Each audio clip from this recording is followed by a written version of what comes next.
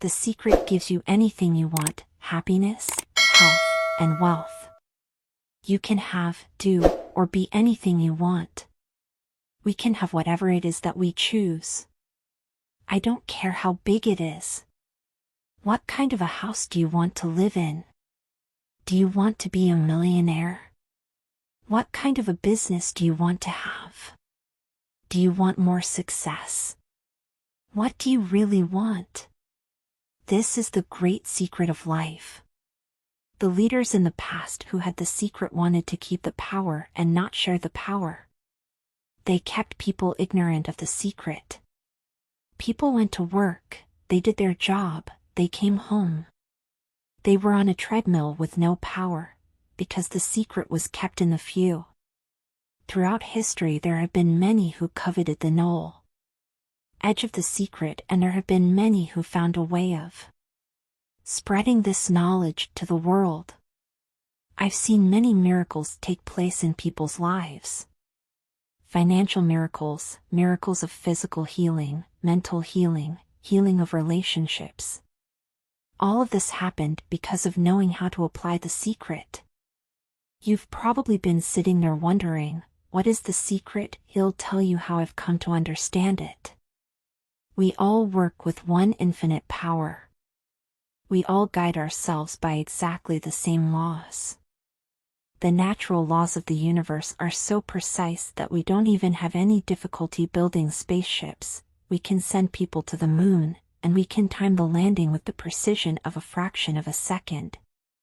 Wherever you are, India, Australia, New Zealand, Stockholm, London, Toronto, Montreal, or New York, we're all working with one power.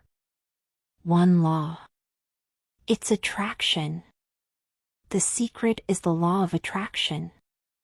Everything that's coming into your life you are attracting into your life.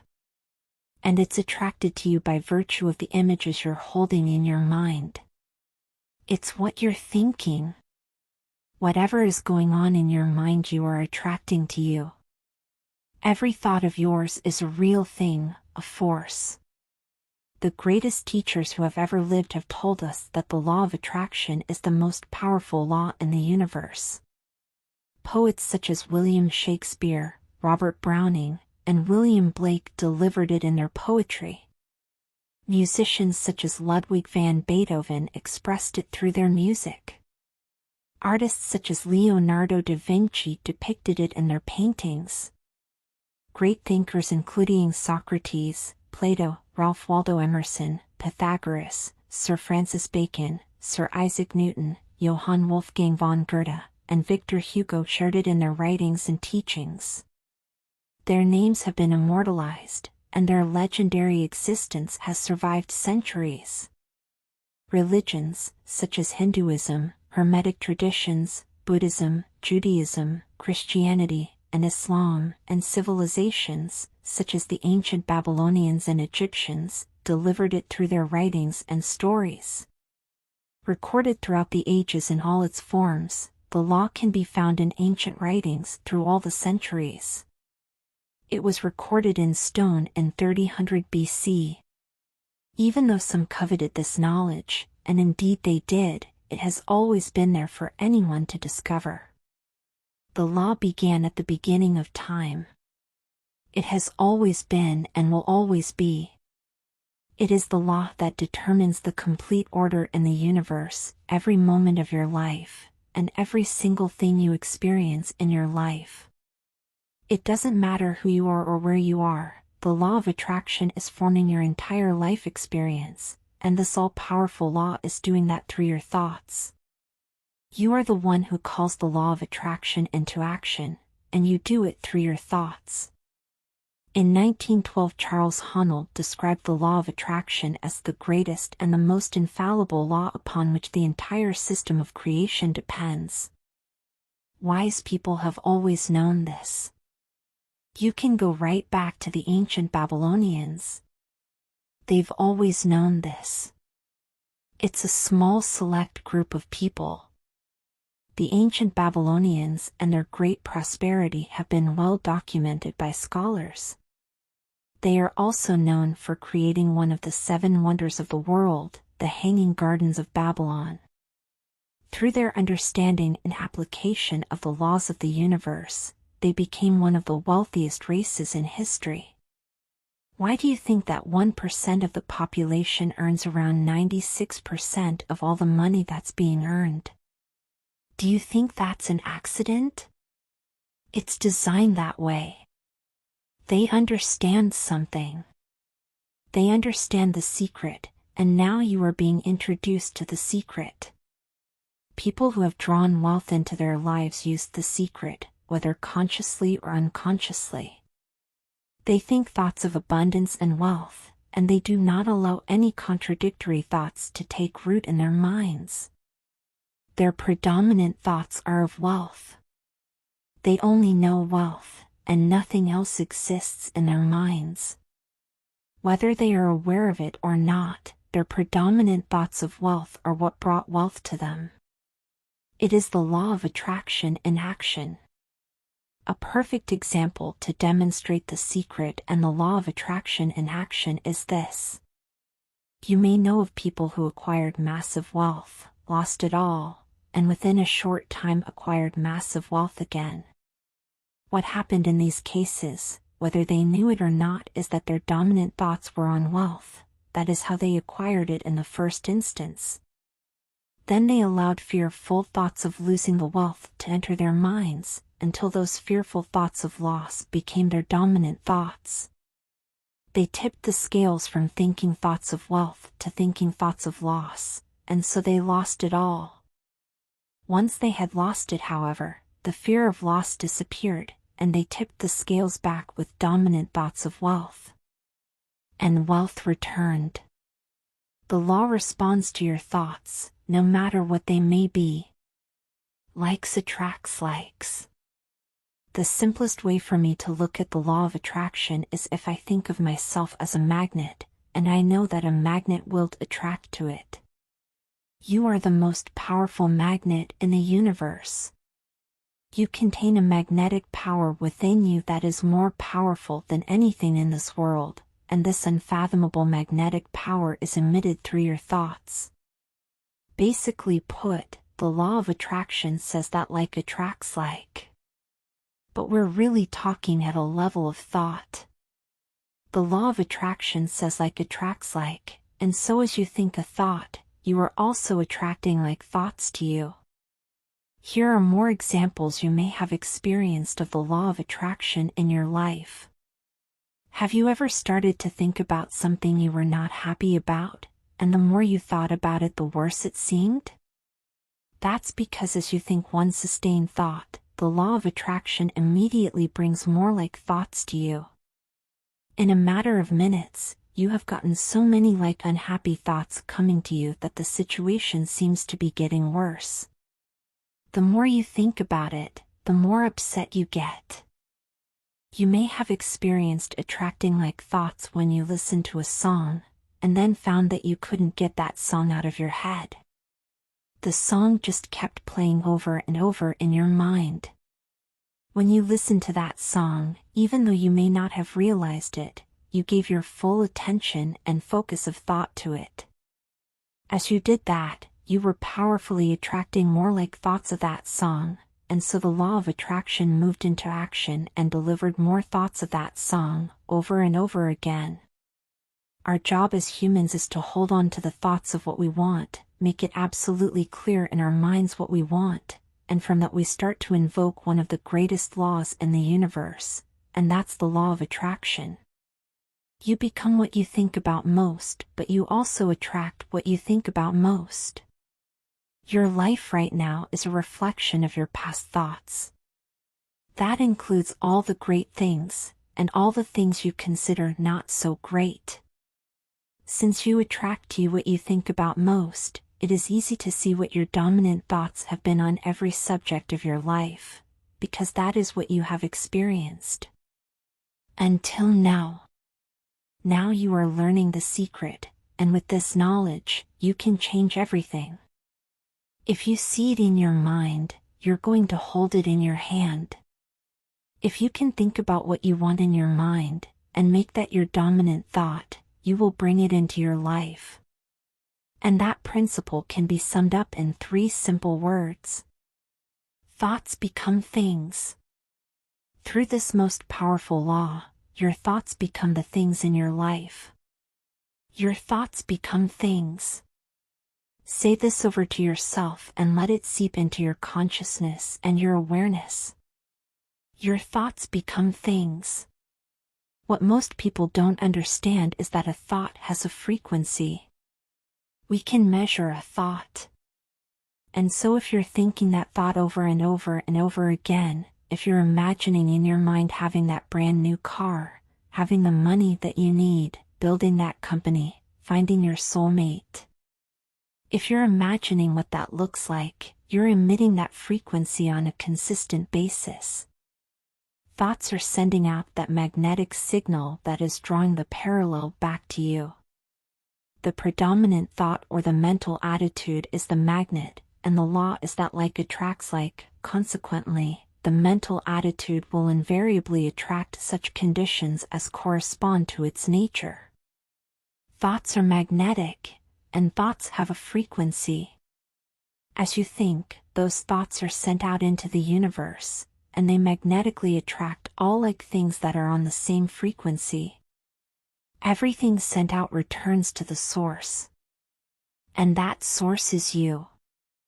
Think of it this way. We understand that a television station's transmission tower broadcasts via a frequency, which is transformed into pictures on your television. Most of us don't really understand how it works, but we know that each channel has a frequency, and when we tune into that frequency we see the pictures on our television. We choose the frequency by selecting the channel, and we then receive the pictures broadcast on that channel. If we want to see different pictures on our television, we change the channel and tune into a new frequency. You are a human transmission tower, and you are more powerful than any television tower created on Earth. You are the most powerful transmission tower in the universe.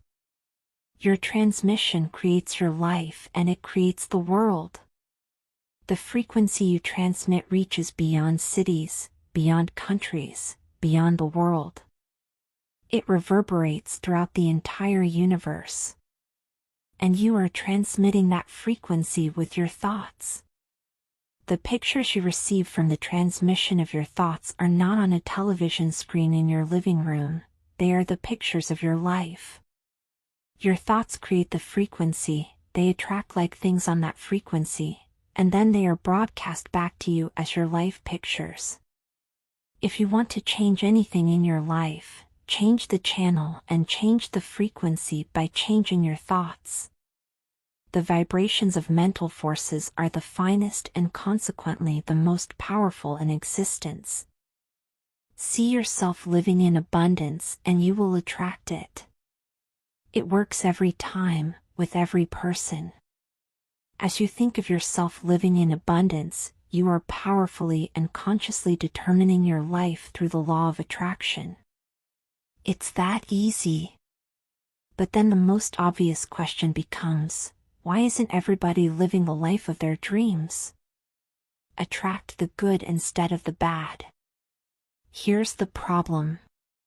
Most people are thinking about what they don't want, and they're wondering why it shows up over and over again. The only reason why people do not have what they want is because they are thinking more about what they don't want than what they do want. Listen to your thoughts, and listen to the words you are saying. The law is absolute and there are no mistakes. An epidemic worse than any plague that humankind has ever seen has been raging for centuries. It is the don't want epidemic. People keep this epidemic alive when they predominantly think, speak, act, and focus on what they don't want. But this is the generation that will change history, because we are receiving the knowledge that can free us of this epidemic. It begins with you, and you can become a pioneer of this new thought movement by simply thinking and speaking about what you want. The law of attraction doesn't care whether you perceive something to be good or bad, or whether you don't want it, or whether you do want it. It's responding to your thoughts. So if you're looking at a mountain of debt, feeling terrible about it, that's the signal you're putting out into the universe.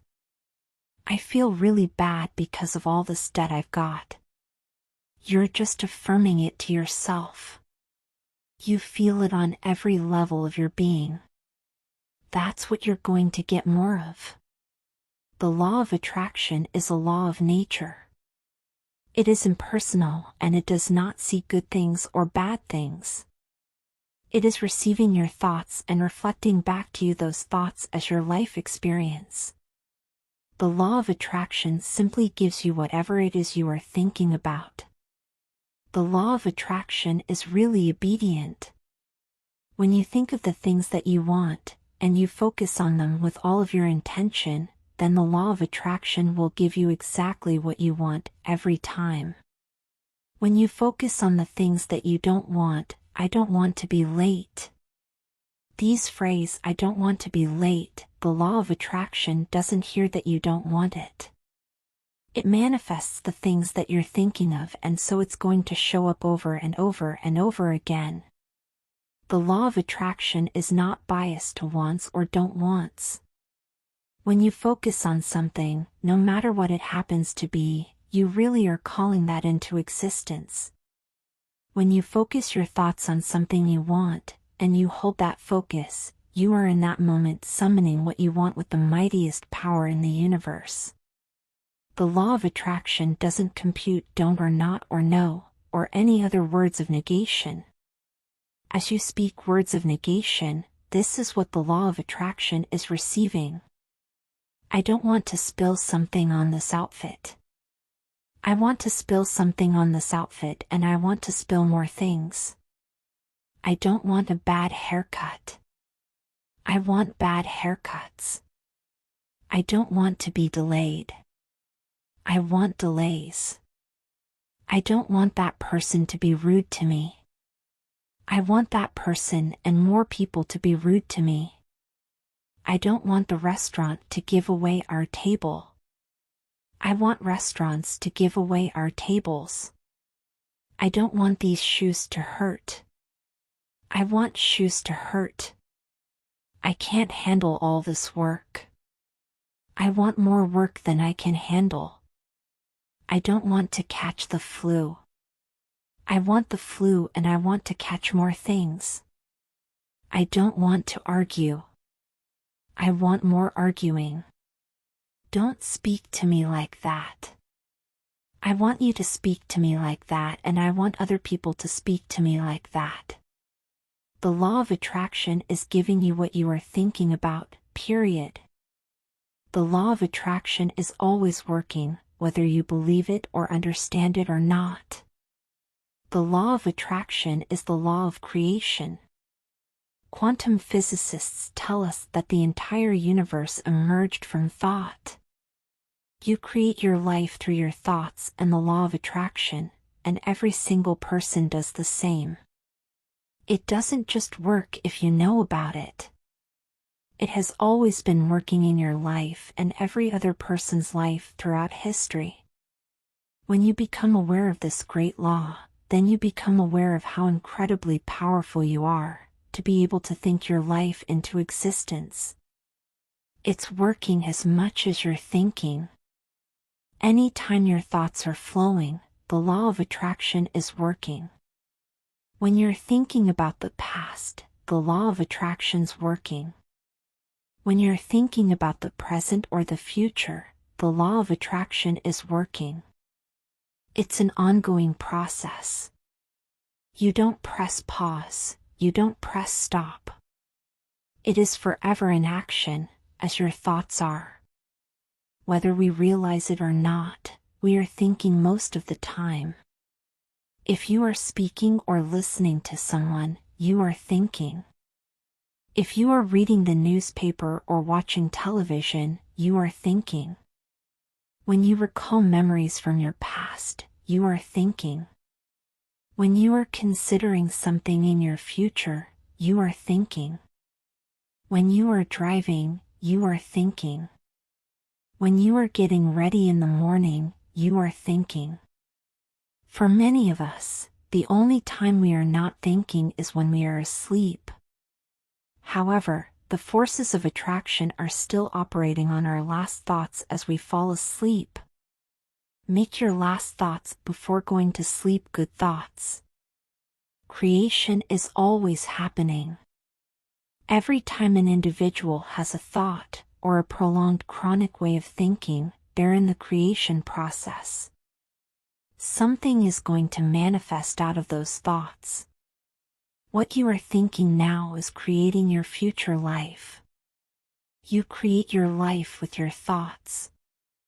Because you are always thinking, you are always creating. What you think about the most or focus on the most is what will appear as your life. Like all the laws of nature, there is utter perfection in this law. You create your life. Whatever you sow, you reap. Your thoughts are seeds, and the harvest you reap will depend on the seeds you plant. If you are complaining, the law of attraction will powerfully bring into your life more situations for you to complain about. If you are listening to someone else complain and focusing on that, sympathizing with them, agreeing with them, in that moment, you are attracting more situations to yourself to complain about. The law is simply reflecting and giving back to you exactly what you are focusing on with your thoughts. With this powerful knowledge, you can completely change every circumstance and event in your entire life by changing the way you think. I had a student named Robert, who was taking an online course I have, part of which entails email access to me. He outlined all of the grim realities of his life in his emails to me. In his job, his coworkers ganged up on him. It was constantly stressful because of how nasty they were with him. He wanted to become a stand-up comedian, and when he did his stand-up comedy job, everybody heckled. His whole life was one of unhappiness and misery, and it all focused around being attacked. I began to teach him that he was focusing on what he did not want. I directed him back to his email that he sent me and said, "Read it again. Look at all the things you do not want that you're telling me about.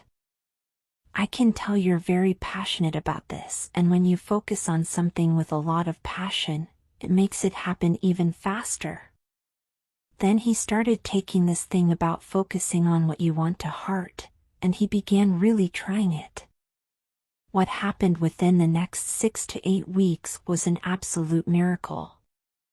All the people in his office who had been harassing him either transferred to another department, quit working at the company, or started completely leaving him alone. He began to love his job. When he walked down the street, nobody harassed him anymore. They just weren't there. When he did his stand-up comedy routines, he started getting standing ovations, and nobody was heckling him. His whole life changed because he changed from focusing on what he did not want, what he was afraid of, what he wanted to avoid, to focusing on what he did want. Robert's life changed because he changed his thoughts. He emitted a different frequency out into the universe. The universe must deliver the pictures of the new frequency no matter how impossible the situation might seem. Robert's new thoughts became his new frequency, and the pictures of his entire life changed. Your life is in your hands. No matter where you are now, no matter what has happened in your life, you can begin to consciously choose your thoughts, and you can change your life. There is no such thing as a hopeless situation. Every single circumstance of your life can change. The power of your mind. You attract to you the predominant thoughts that you're holding in your awareness, whether those thoughts are conscious or unconscious. That's the rub. Whether you have been aware of your thoughts in the past or not, now you are becoming aware. Right now, with the knowledge of the secret, you are waking up from a deep sleep and becoming aware. Aware of the knowledge, aware of the law, aware of the power you have through your thoughts. If you look very carefully when it comes to the secret, and the power of our mind and the power of our intention in our daily lives, it's all around us. All we have to do is open our eyes and look. You can see the law of attraction everywhere. You draw everything to yourself. The people, the job, the circumstances, the health, the wealth, the debt, the joy, the car that you drive, the community that you're in. And you've drawn them all to you, like a magnet. What you think about you bring about your whole life is a manifestation of the thoughts that go on in your head. This is a universe of inclusion, not exclusion. Nothing is excluded from the law of attraction. Your life is a mirror of the dominant thoughts you think. All living things on this planet operate through the law of attraction. The difference with humans is that they have a mind that can discern. They can use their free will to choose their thoughts. They have the power to intentionally think and create their entire life with their mind. I'm not talking to you from the point of view of wishful thinking or imaginary craziness. I'm talking to you from a deeper, basic understanding. Quantum physics really begins to point to this discovery. It says that you can't have a universe without mind entering into it, and that the mind is actually shaping the very thing that is being perceived. If you think about the analogy of being the most powerful transmission tower in the universe, you will see the perfect correlation with Dr. Wolf's words. Your mind thinks thoughts and the pictures are broadcast back as your life experience. You not only create your life with your thoughts, but your thoughts add powerfully to the creation of the world. If you thought that you were insignificant and had no power in this world, think again. Your mind is actually shaping the world around you. The amazing work and discoveries of the quantum physicists over the last 80 years has brought us to a greater understanding of the unfathomable power of the human mind to create. Their work parallels the words of the world's great minds, including Carnegie, Emerson, Shakespeare, Bacon, Krishnamurti, and Buddha. If you don't understand the law, that doesn't mean you should reject it. You may not understand electricity, and yet you enjoy the benefits of it. I don't know how it works. But I do know this: you can cook a man's dinner with electricity, and you can also cook the man. Oftentimes when people begin to understand the great secret, they become frightened of all the negative thoughts that they have. They need to be aware that it has been scientifically proven that an affirmative thought is hundreds of times more powerful than a negative thought. That eliminates a degree of worry right there. It really does take many negative thoughts and persistent negative thinking to bring something negative into your life. However, if you persist in thinking negative thoughts over a period of time, they will appear in your life. If you worry about having negative thoughts, you will attract more worrying about your negative thoughts, and multiply them at the same time. Decide right now that you are going to think only good thoughts. At the same time, proclaim to the universe that all your good thoughts are powerful, and that any negative thoughts are weak. Thank God that there's a time delay, that all of your thoughts don't come true instantly. We'd be in trouble if they did. The element of time delay serves you. It allows you to reassess, to think about what you want, and to make a new choice. All of your power to create your life is available right now, because right now is when you are thinking. If you have had some thoughts that will not be beneficial when they manifest, then right now you can change your thinking. You can erase your previous thoughts by replacing them with good thoughts. Time serves you because you can think new thoughts and emit a new frequency now. You want to become aware of your thoughts and choose your thoughts carefully, and you want to have fun with this, because you are the masterpiece of your own life. You are the Michelangelo of your own life. The David you are sculpting is you. One way to master your mind is to learn to quiet your mind. Without exception, every teacher in this book uses meditation as a daily practice. It wasn't until I discovered the secret that I realized how powerful meditation can be. Meditation quiets your mind, helps you control your thoughts, and revitalizes your body. The great news is that you don't have to set aside hours to meditate. Just 3 to 10 minutes a day to begin with can be incredibly powerful for gaining control over your thoughts. To become aware of your thoughts, you can also set the intention, I am the master of my thoughts. Say it often, meditate on it, and as you hold to that intention, by the law of attraction you must become that. You are now receiving the knowledge that will enable you to create the most magnificent version of you. The possibility of that version of you already exists on the frequency of the most magnificent version of you. Decide what you want to be, do, and have, think the thoughts of it, emit the frequency, and your vision will become your life. Secret summary. The great secret of life is the law of attraction. The law of attraction says like attracts like, so when you think a thought, you are also attracting like thoughts to you. Thoughts are magnetic, and thoughts have a frequency. As you think thoughts, they are sent out into the universe, and they magnetically attract all like things that are on the same frequency. Everything sent out returns to the source, you. You are like a human transmission tower, transmitting a frequency with your thoughts. If you want to change anything in your life, change the frequency by changing your thoughts. Your current thoughts are creating your future life. What you think about the most or focus on the most will appear as your life. Your thoughts become things. The secret made simple. We live in a universe in which there are laws, just as there is a law of gravity. If you fail off a building, it doesn't matter if you're a good person or a bad person, you're going to hit the ground. The law of attraction is a law of nature.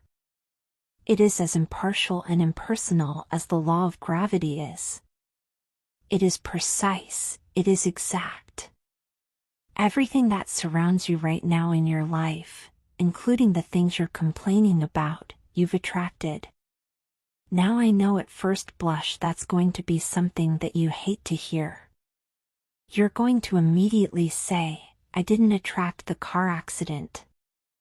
I didn't attract this particular client who gives me a hard time. I didn't particularly attract the debt. And I'm here to be a little bit in your face and to say, yes, you did attract it. This is one of the hardest concepts to get, but once you've accepted it, it's life transforming.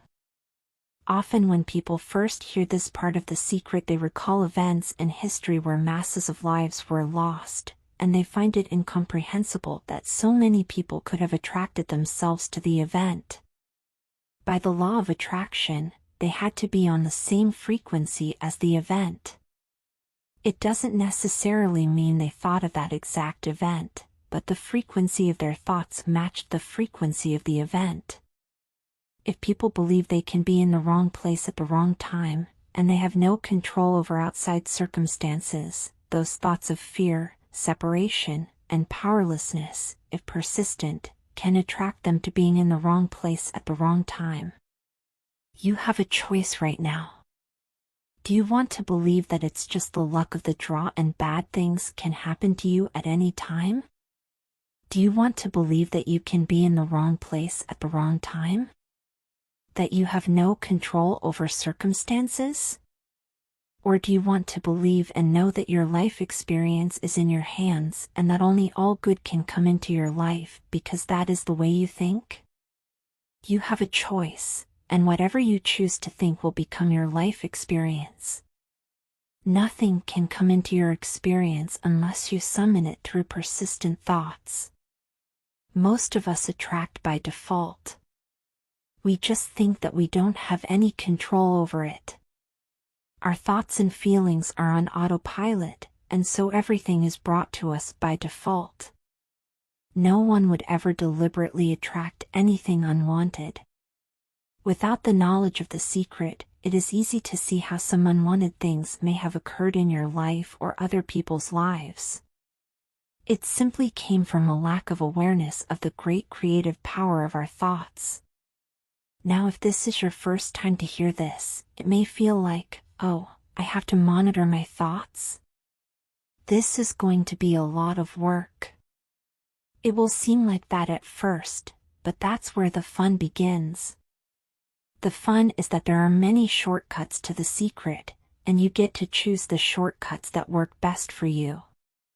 Read on, and you'll see how. It's impossible to monitor every thought we have. Researchers tell us that we have about 60,000 thoughts a day. Can you imagine how exhausted you'd feel trying to control all 60,000 of those thoughts? Fortunately, there's an easier way, and it's our feelings. Our feelings let us know what we're thinking. The importance of feelings cannot be overstated. Your feelings are your greatest tool to help you create your life. Your thoughts are the primary cause of everything. Everything else you see and experience in this world is a fact, and that includes your feelings. The cause is always your thoughts. The emotions are an incredible gift that we have to let us know what we're thinking. Your feelings tell you very quickly what you're thinking. Think about when your feelings suddenly took a dive, maybe when you heard some bad news. That feeling in your stomach or solar plexus was instant. So your feelings are an immediate signal for you to know what you are thinking. You want to become aware of how you're feeling, and get in tune with how you're feeling, because it is the fastest way for you to know what you're thinking. You have two sets of feelings, good feelings and bad feelings. And you know the difference between the two because one makes you feel good, and the other makes you feel bad. It's the depression, it's the anger, it's the resentment, it's the guilt. It's those feelings that don't make you feel empowered. Those are the bad feelings. No one can tell you whether you are feeling good or bad, because you are the only one who knows how you're feeling at any time. If you're not sure how you're feeling, just ask yourself, how am I feeling? You can stop and ask this question often during the day, and as you do, you will become more aware of how you're feeling.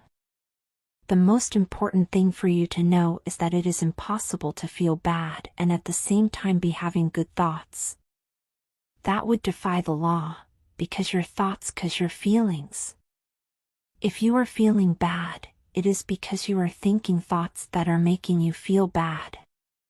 Your thoughts determine your frequency, and your feelings tell you immediately what frequency you are on. When you are feeling bad, you are on the frequency of drawing more bad things.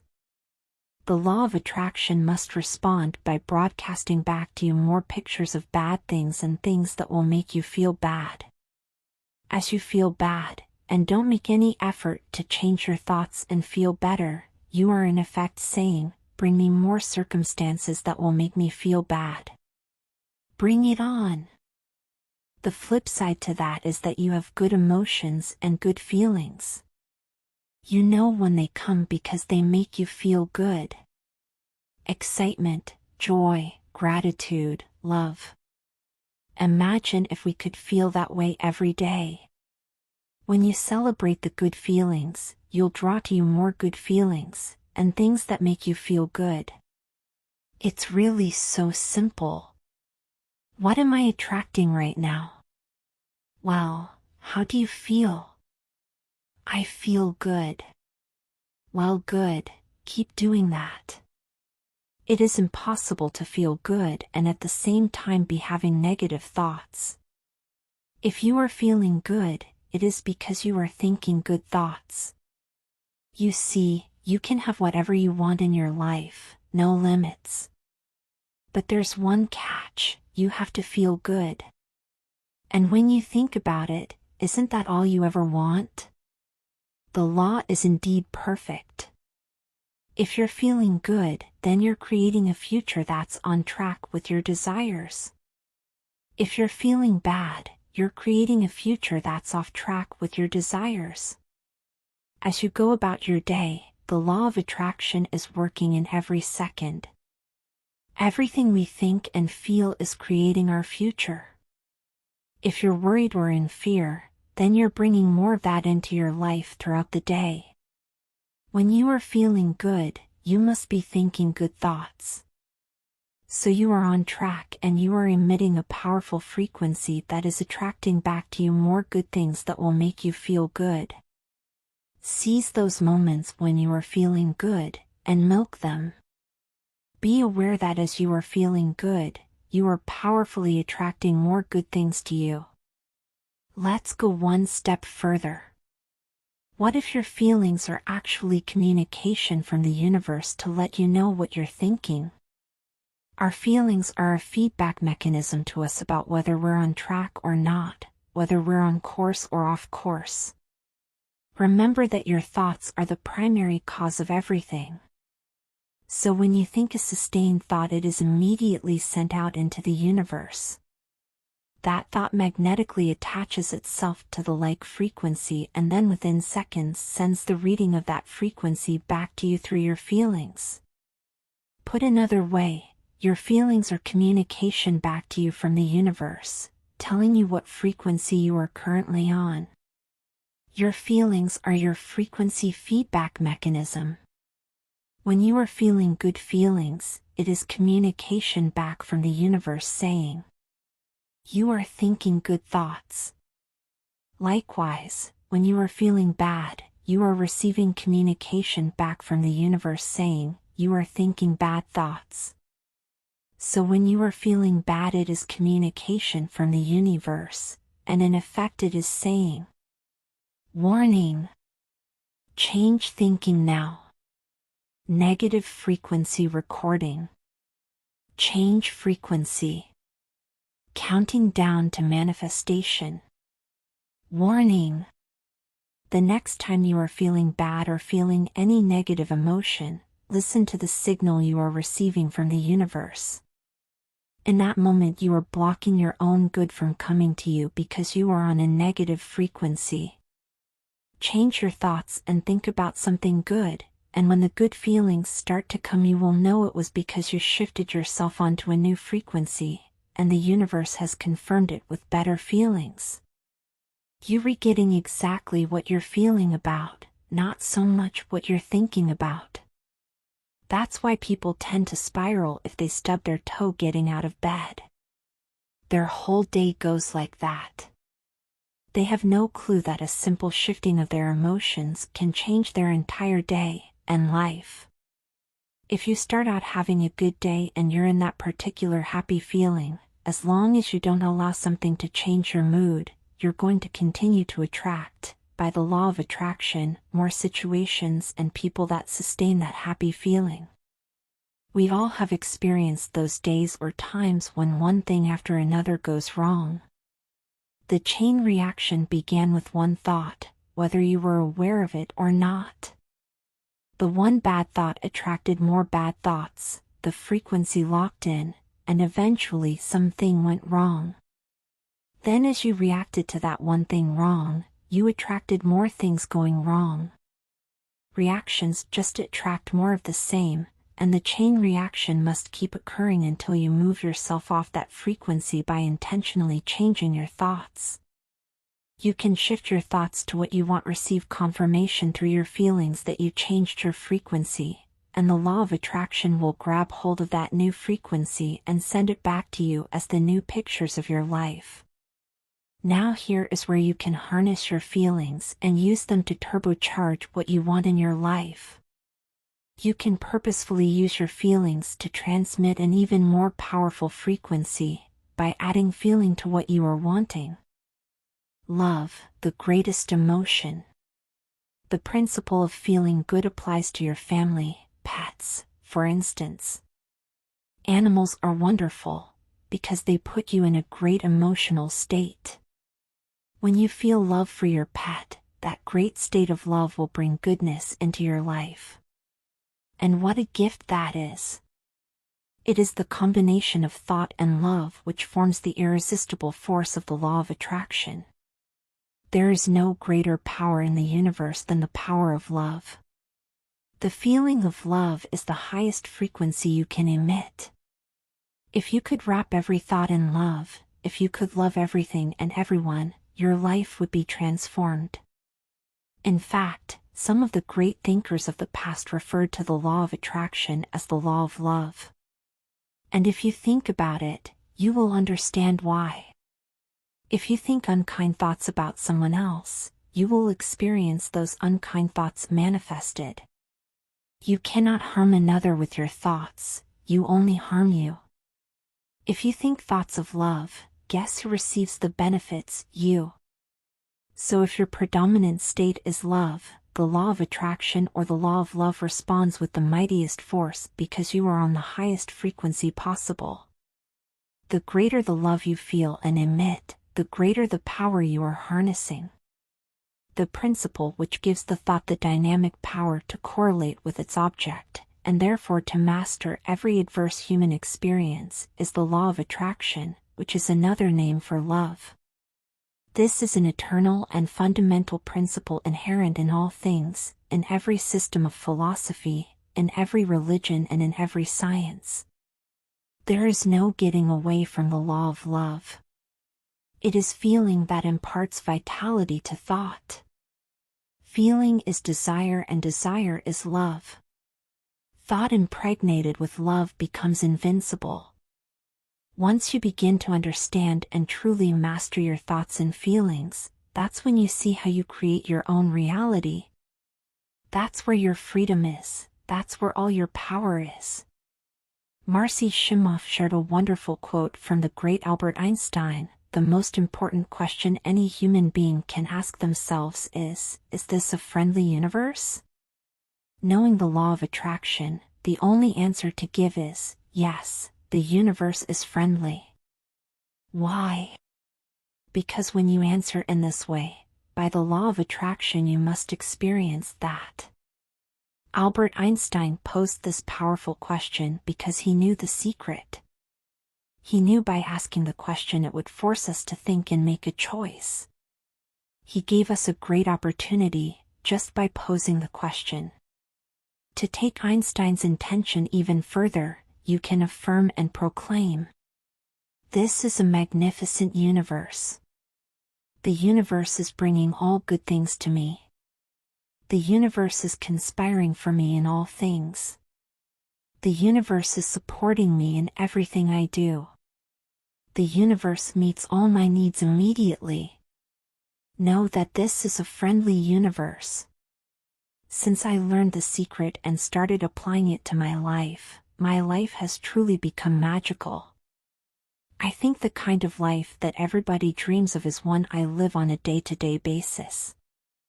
I live in a $4.5 million mansion. I have a wife to die for. I get to vacation in all the fabulous spots of the world. I've climbed mountains. I've explored. I've been on safaris.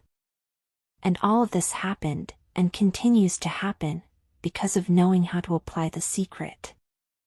Life can be absolutely phenomenal, and it should be, and it will be, when you start using the secret. This is your life, and it's been waiting for you to discover it. Up until now you may have been thinking that life is hard and a struggle, and so by the law of attraction you will have experienced life as hard and a struggle. Begin right now to shout to the universe, "Life is so easy. Life is so good. All good things come to me.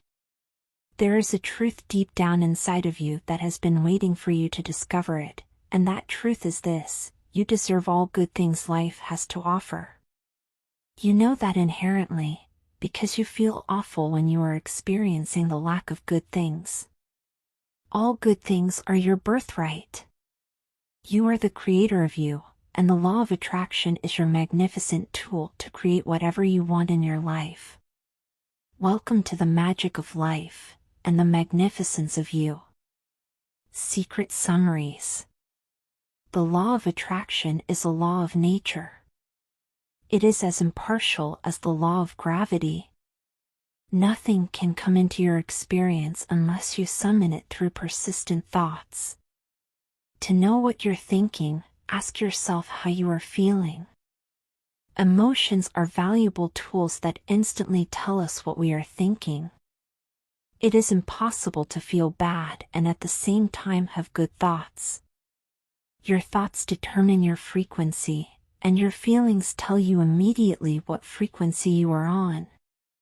When you feel bad, you are on the frequency of drawing more bad things. When you feel good, you are powerfully attracting more good things to you.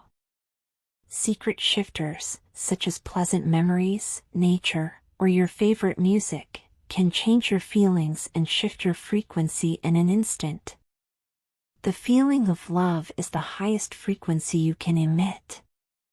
The greater the love you feel and emit, the greater the power you are harnessing. How to use the secret. You are a creator, and there is an easy process to create using the law of attraction. The greatest teachers and avatars have shared the creative process through their wondrous work in a myriad of forms. Some great teachers created stories to demonstrate how the universe works. The wisdom contained in their stories has been handed down through the centuries and has become legendary. Many people living today do not realize that the essence of these stories is the very truth of life. If you think about Aladdin and his lamp, Aladdin picks up the lamp, dusts it off, and out pops the genie. The genie always says one thing: "Your wish is my command." The story now goes that there are 3 wishes, but if you trace the story back to its origins, there's absolutely no limit whatsoever to the wishes. Think about that one. Now, let's take this metaphor and apply it to your life. Remember, Aladdin is the one who always asks for what he wants. Then you've got the universe at large, which is the genie. Traditions have called it so many things: your holy guardian angel, your higher self.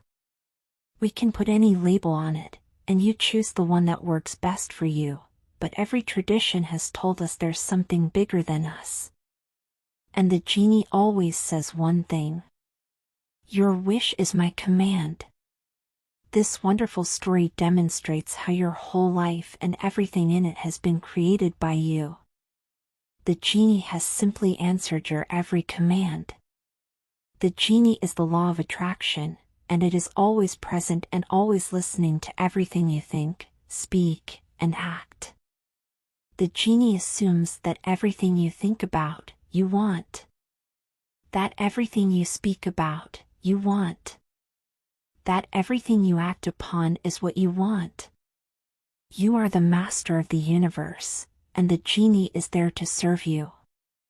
The genie never questions your commands. You think it, and the genie immediately begins to leverage the universe, through people, circumstances, and events, to fulfill your wish. The creative process. The first step is to ask. Make a command to the universe. Let the universe know what you want. The universe responds to your thoughts. What do you really want? Sit down and write it out on a piece of paper. Write it in the present tense. You might begin by writing, "I am so happy and grateful now that." And then explain how you want your life to be, in every area. You get to choose what you want, but you must get clear about what you want. This is your work. If you're not clear, then the law of attraction cannot bring you what you want. You will be sending out a mixed frequency, and you can only attract mixed results. For the first time in your life, perhaps, work out what it is you really want. Now that you know you can have, be, or do anything, and there are no limits, what do you want? Asking is the first step in the creative process, so make it a habit to ask. If you have to make a choice and you don't know which way to go, ask. You should never be stumped on anything in your life. Just ask. This is really fun. It's like having the universe as your catalog. You flip through it and say, I'd like to have this experience, and I'd like to have that product, and I'd like to have a person like that. It is you placing your order with the universe. It's really that easy. You do not have to ask over and over again. Just ask once. It is exactly like placing an order from a catalog. You only ever order something once. You don't place an order and then doubt the order has been received and so place the order again, and then again, and then again. You order once. It is the same with the creative process.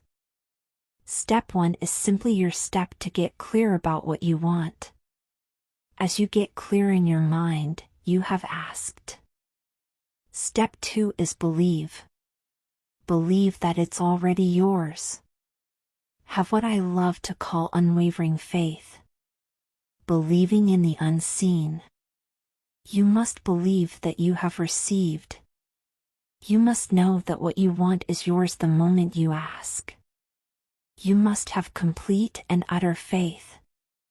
If you had placed an order from a catalog, you would relax and know you are going to receive what you ordered, and get on with your life. See the things that you want as already yours. Know that they will come to you at need. Then let them come. Don't fret and worry about them. Don't think about your lack of them. Think of them as yours, as belonging to you, as already in your possession. In the moment you ask, and believe and know you already have it in the unseen, the entire universe shifts to bring it into the seen. You must act, speak, and think as though you are receiving it now. Why? The universe is a mirror, and the law of attraction is mirroring back to you your dominant thoughts. So doesn't it make sense that you have to see yourself as receiving it? If your thoughts contain noticing you do not have it yet, you will continue to attract not having it yet. You must believe you have it already. You must believe you have received it. You have to emit the feeling frequency of having received it, to bring those pictures back as your life. When you do that, the law of attraction will powerfully move all circumstances, people, and events, for you to receive. When you book a vacation, order a brand new car, or buy a house, you know those things are yours. You wouldn't go and book another vacation for the same time, or purchase another car or house. If you won a lottery or received a large inheritance, even before you physically had the money, you know it is yours. That is the feeling of believing it is yours. That is the feeling of believing you have it already. That is the feeling of believing you have received. Claim the things you want by feeling and believing they are yours. When you do that, the law of attraction will powerfully move all circumstances, people, and events for you to receive. How do you get yourself to a point of believing? Start make-believing. Be like a child, and make believe. Act as if you have it already. As you make believe, you will begin to believe you have received. The genie is responding to your predominant thoughts all the time, not just in the moment you ask. That's why after you've asked, you must continue to believe and know. Have faith. Your belief that you have it, that undying faith, is your greatest power. When you believe you are receiving, get ready, and watch the magic begin. You can have what you want, if you know how to form the mold for it in your own thoughts. There is no dream that may not come true, if you but learn to use the creative force working through you. The methods that work for one will work for all. The key to power lies in using what you have. Freely, fully. And thus opening wider channels for more creative force to flow through you. The universe will start to rearrange itself to make it happen for you. Most of us have never allowed ourselves to want what we truly want, because toe can't see how it's going to manifest. If you do just a little research, it is going to become evident to you that anyone that ever accomplished anything did not know how they were going to do it. They only knew they were going to do it. You don't need to know how it's going to come about. You don't need to know how the universe will rearrange itself. How it will happen, how the universe will bring it to you, is not your concern or job. Allow the universe to do it for you. When you are trying to work out how it will happen, you are emitting a frequency that contains a lack of faith, that you don't believe you have it already. You think you have to do it, and you do not believe the universe will do it for you. The how is not your part in the creative process. You don't know how, it will be shown to you. You will attract the way. Most of the time, when we don't see the things that we've requested, we get frustrated. We get disappointed. And we begin to become doubtful. The doubt brings about a feeling of disappointment. Take that doubt and shift it. Recognize that feeling and replace it with a feeling of unwavering faith. I know that it's on its way.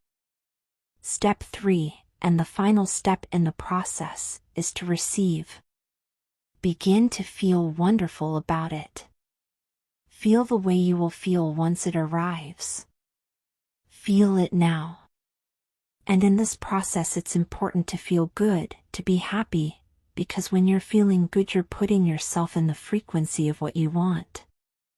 This is a feeling universe. If you just intellectually believe something, but you have no corresponding feeling underneath that, you don't necessarily have enough power to manifest what you want in your life. You have to feel it. Ask once, believe you have received, and all you have to do to receive is feel good. When you are feeling good, you are on the frequency of receiving. You are on the frequency of all good things coming to you, and you will receive what you have asked for. You wouldn't ask for anything unless it was going to make you feel good in the receiving of it, would you? So get yourself on the feel-good frequency, and you will receive. A fast way to get yourself on that frequency is to say, I am receive ing now. I am receiving all the good in my life, now. I am receiving, fill in your desire, now. And feel it. Feel it as though you have received. A dear friend of mine, Marcy, is one of the greatest manifestors I have seen, and she feels everything. She feels what it would feel like to have what she is asking for. She feels everything into existence. She doesn't get caught up in how, when, or where, she just feels it and it then manifests. So feel good now. When you turn that fantasy into a fact, you're in the position to build bigger and bigger fantasies. And that, my friend, is the creative process. Whatsoever ye shall ask in prayer, believing, ye shall receive.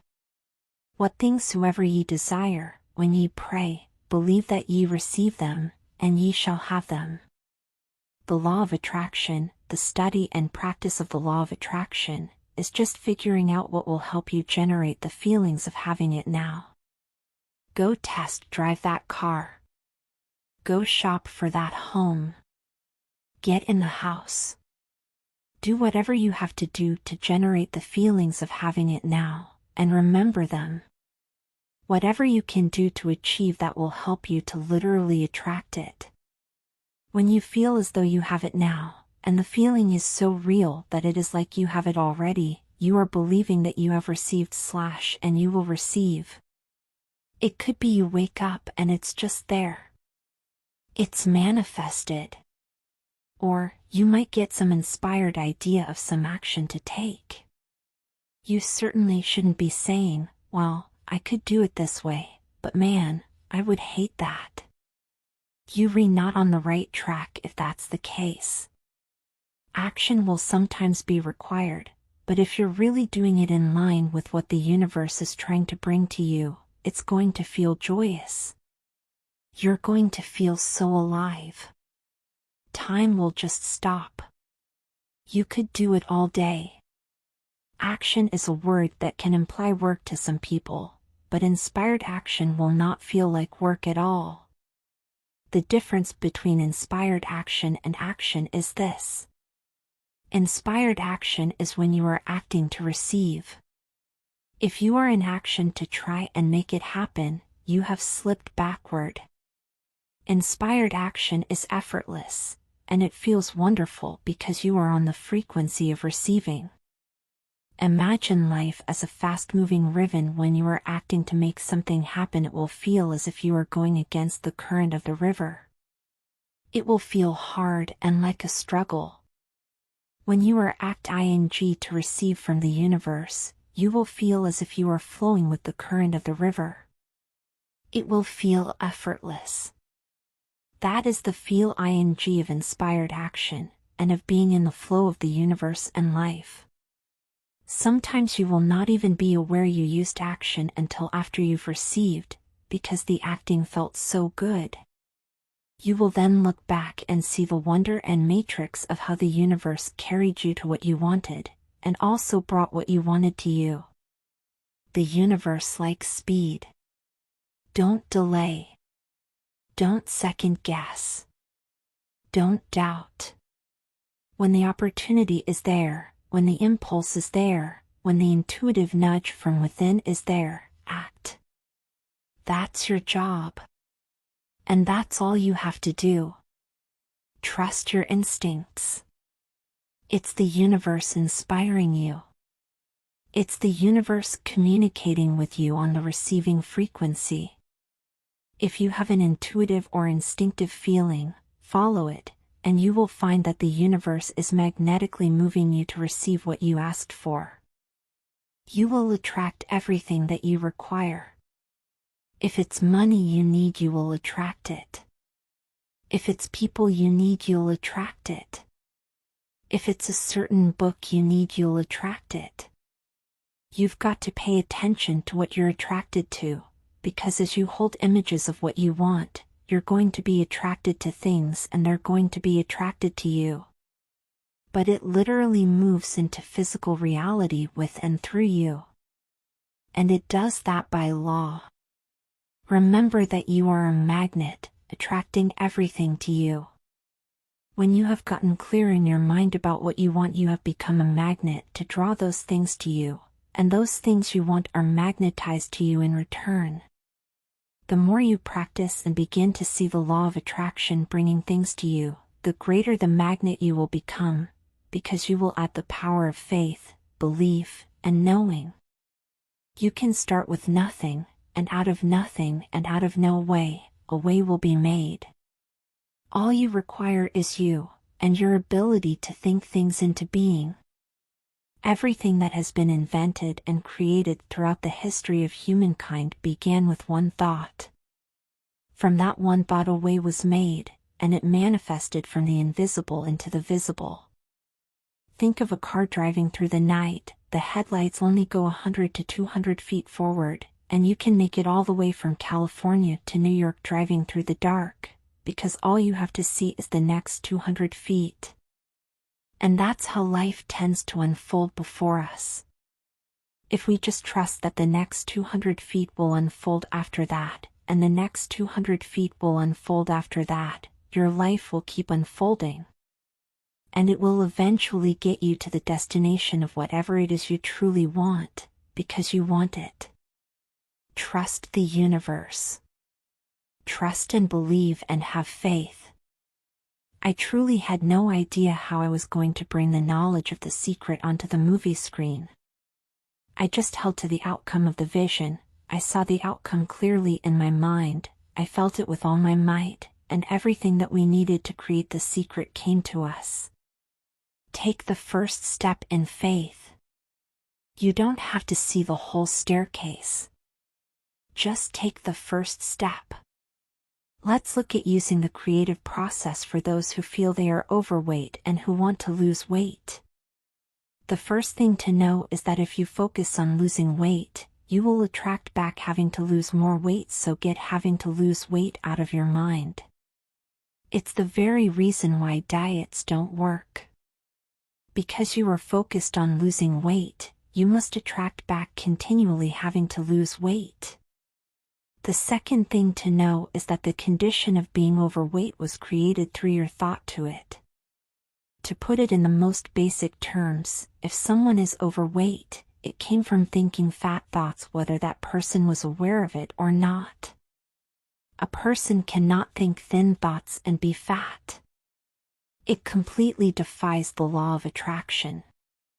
Whether people have been told they have a slow thyroid, a slow metabolism, or their body size is hereditary, these are all disguises for thinking fat thoughts. If you accept any of those conditions as applicable to you, and you believe it, it must become your experience, and you will continue to attract being overweight. After I had my 2 daughters, I was overweight, and I know it came from listening to and reading the messages that it is hard to lose weight after having a baby, and even harder after the second baby. I summoned exactly that to me with those fat thoughts, and it became my experience. I really beefed up, and the more I noticed how I had beefed up, the more beefing up I attracted. With a small frame, I became a hefty 143 pounds, all because I was thinking fat thoughts. The most common thought that people hold, and I held it too, is that food was responsible for my weight gain. That is a belief that does not serve you, and in my mind now it is complete balderdash. Food is not responsible for putting on weight. It is your thought that food is responsible for putting on weight that actually has food put on weight. Remember, thoughts are primary cause of everything, and the rest is effects from those thoughts. Think perfect thoughts and the result must be perfect weight. Let go of all those limiting thoughts. Food cannot cause you to put on weight unless you think it can. The definition of the perfect weight is the weight that feels good for you.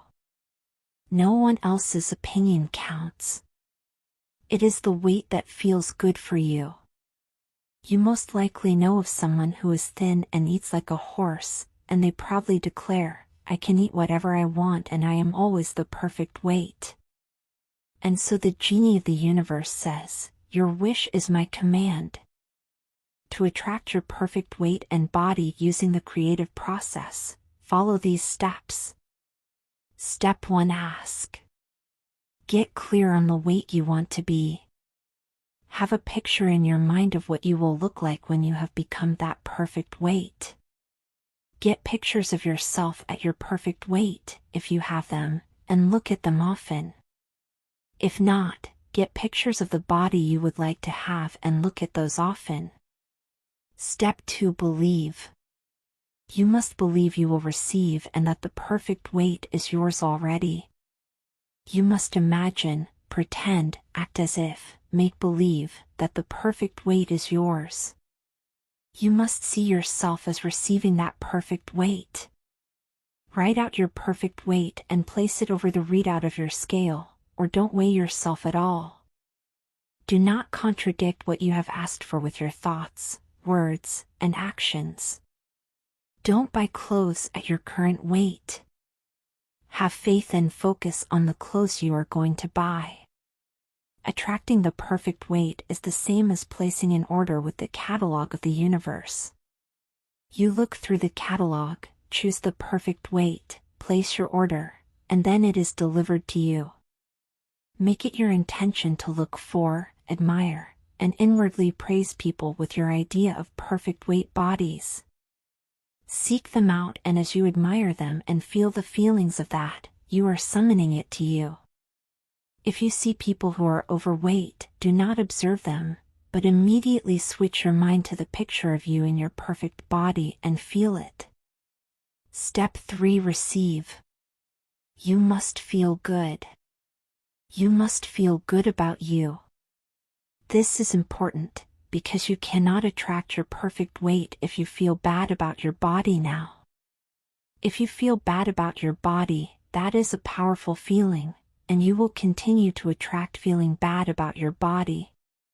You will never change your body if you are critical of it and find fault with it, and in fact you will attract more weight to you. Praise and bless every square inch of your body. Think about all the perfect things about you. As you think perfect thoughts, as you feel good about you, you are on the frequency of your perfect weight, and you are summoning perfection. Wallace Wattles shares a wonderful tip about eating in one of his books. He recommends that when you eat, make sure you are entirely focused on the experience of chewing the food. Keep your mind present and experience the sensation of eating food, and do not allow your mind to drift to other things. Be present in your body and enjoy all the sensations of chewing the food in your mouth and swallowing it. Try it the next time you are eating. When you are completely present as you eat, the flavor of the food is so intense and magnificent. When you let your mind drift, the flavor virtually disappears. I am convinced that if we can eat our food in the present, entirely focused on the pleasurable experience of eating, the food is assimilated into our bodies perfectly, and the result in our bodies must be perfection. The end of the story about my own weight is that I now maintain my perfect weight of 116 pounds and I can eat whatever I want. So, focus on your perfect weight. How long does it take? Another thing people wonder about is, how long will it take to manifest the car, the relationship, the money? I don't have any rulebook that says it's going to take 30 minutes or 3 days or 30 days. It's more a matter of you being in alignment with the universe itself. Time is just an illusion. Einstein told us that. If this is the first time you have heard it, you may find it a hard concept to get your head around, because you see everything happening, one thing after the other. What quantum physicists and Einstein tell us is that everything is happening simultaneously. If you can understand that there is no time, and accept that concept, then you will see that whatever you want in the future already exists. If everything is happening at the one time, then the parallel version of you with what you want already exists. It takes no time for the universe to manifest what you want. Any time delay you experience is due to your delay in getting to the place of believing, knowing, and feeling that you already have it. It is you getting yourself on the frequency of what you want. When you are on that frequency, then what you want will appear. Size is nothing to the universe. It is no more difficult to attract, on a scientific level, something that we consider huge to something that we consider infinitesimally small. The universe does everything with zero effort. The grass doesn't strain to grow. It's effortless. It's just this great design. It's all about what's going on in your mind. It's about what we put in place, saying, this is big, it's going to take some time. And, this is small. I'll give it an hour. Those are our rules that we define. There are no rules according to the universe. You provide the feelings of having it now, it will respond, whatever it is. There is no time for the universe and there is no size for the universe. It is as easy to manifest $1 as it is to manifest $1 million. It is the same process, and the only reason why one may come faster and the other may take longer is because you thought that $1 million was a lot of money and that $1 was not very much. Some people have an easier time with little things, and so we sometimes say start with something small, like a cup of coffee. Make it your intention to attract a cup of coffee today. Hold an image of talking to an old friend that you haven't seen for a long time. Somehow or another somebody's going to start talking to you about that person. That person's going to phone you or you'll get a letter from her. Starting with something small is an easy way to experience the law of attraction with your own eyes. Let me share a story with you of a young man who did exactly that. He watched The Secret and he decided to start with something small.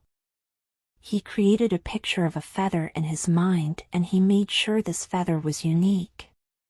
He created particular markings on the feather so he would know without any doubt that if he saw this feather, it had come to him through his intentional use of the law of attraction.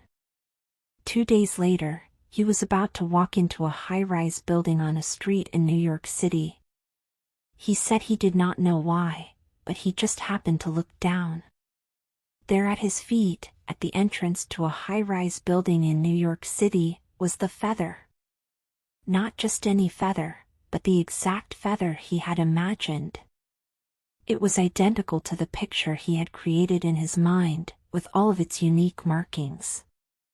In that moment he knew, without a shred of doubt, that this was the law of attraction working in all its glory. He realized his amazing ability and power to attract something to himself through the power of his mind. With total faith, he has now moved on to creating much bigger things. People are amazed at how I line up parking spaces. I've done this right from when I first understood The Secret. I would visualize a parking space exactly where I wanted it, and 95% of the time it would be there for me and I would just pull straight in. 5% of the time I'd have to wait just a minute or two, and the person would pull out and I'd pull in. I do that all the time. Now you might understand why a person who says, "I always get parking spaces," gets them. Or why a person who says, "I am really lucky, I win things all the time," wins one thing after another, all the time. These people expect it. Begin to expect great things, and as you do, you will create your life in advance. Create your day in advance. You can use the law of attraction to create your whole life in advance, right down to the next thing you are doing today. Prentice Mulford, a teacher whose writings share so many insights into the law of attraction and how to use it, demonstrates how important it is to think your day in advance. When you say to yourself, "I am going to have a pleasant visit or a pleasant journey," you are literally sending elements and forces ahead of your body that will arrange things to make your visit or journey pleasant.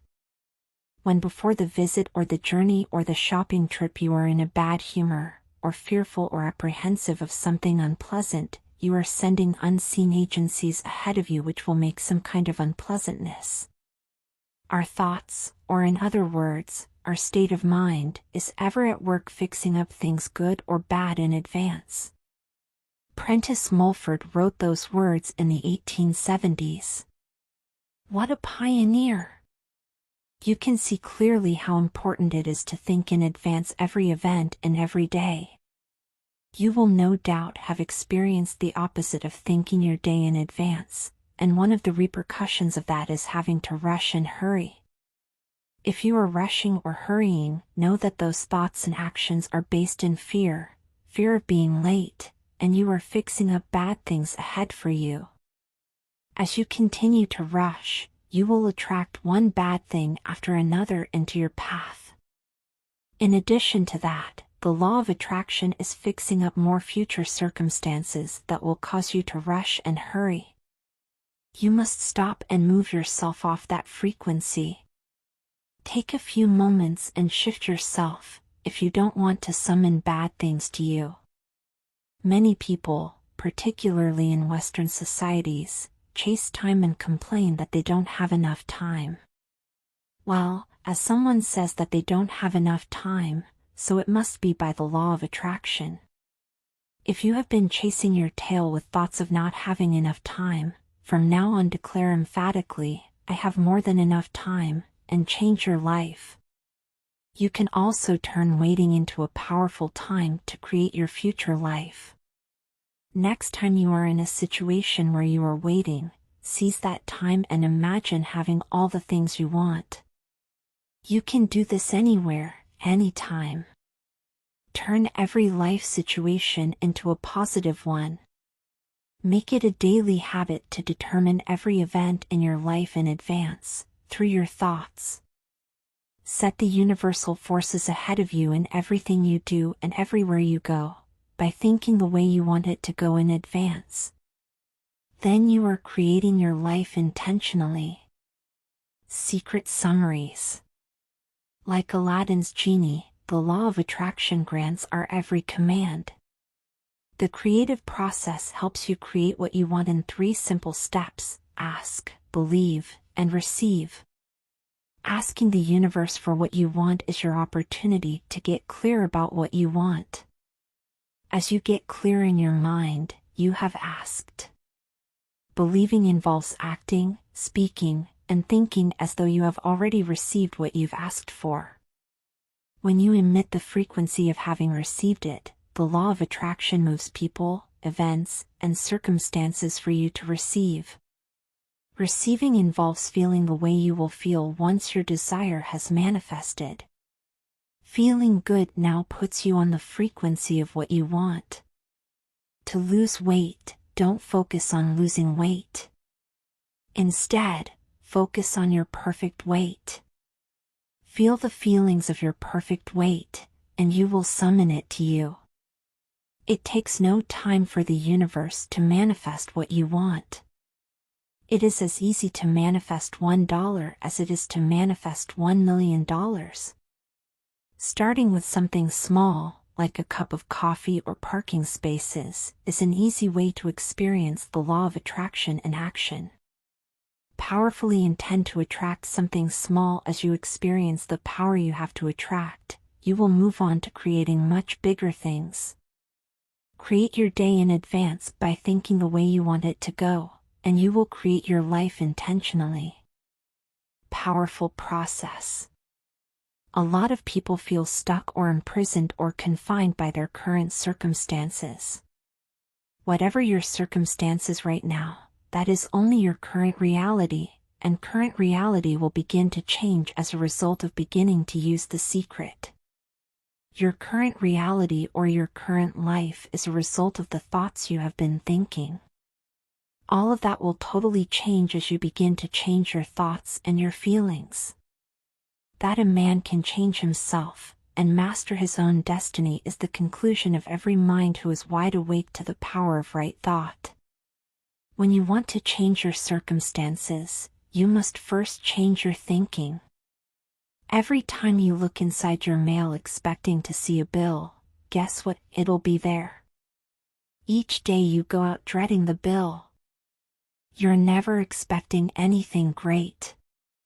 You're thinking debt, you're expecting debt. So debt must show up so you won't think you're crazy. And every day you confirm your thought, is debt going to be there? Yes, debt's there. Is debt going to be there? Yes, debt's there. Is debt going to be there? Yes, debt's there. Why? Because you expected debt to be there. So it showed up, because the law of attraction is always being obedient to your thoughts. Do yourself a favor, expect a check. Most people look at their current state of affairs and they say, "This is who I am." That's not who you are.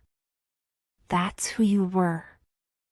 Let's say for instance that you don't have enough money in your bank account, or you don't have the relationship that you want, or your health and fitness aren't up to par.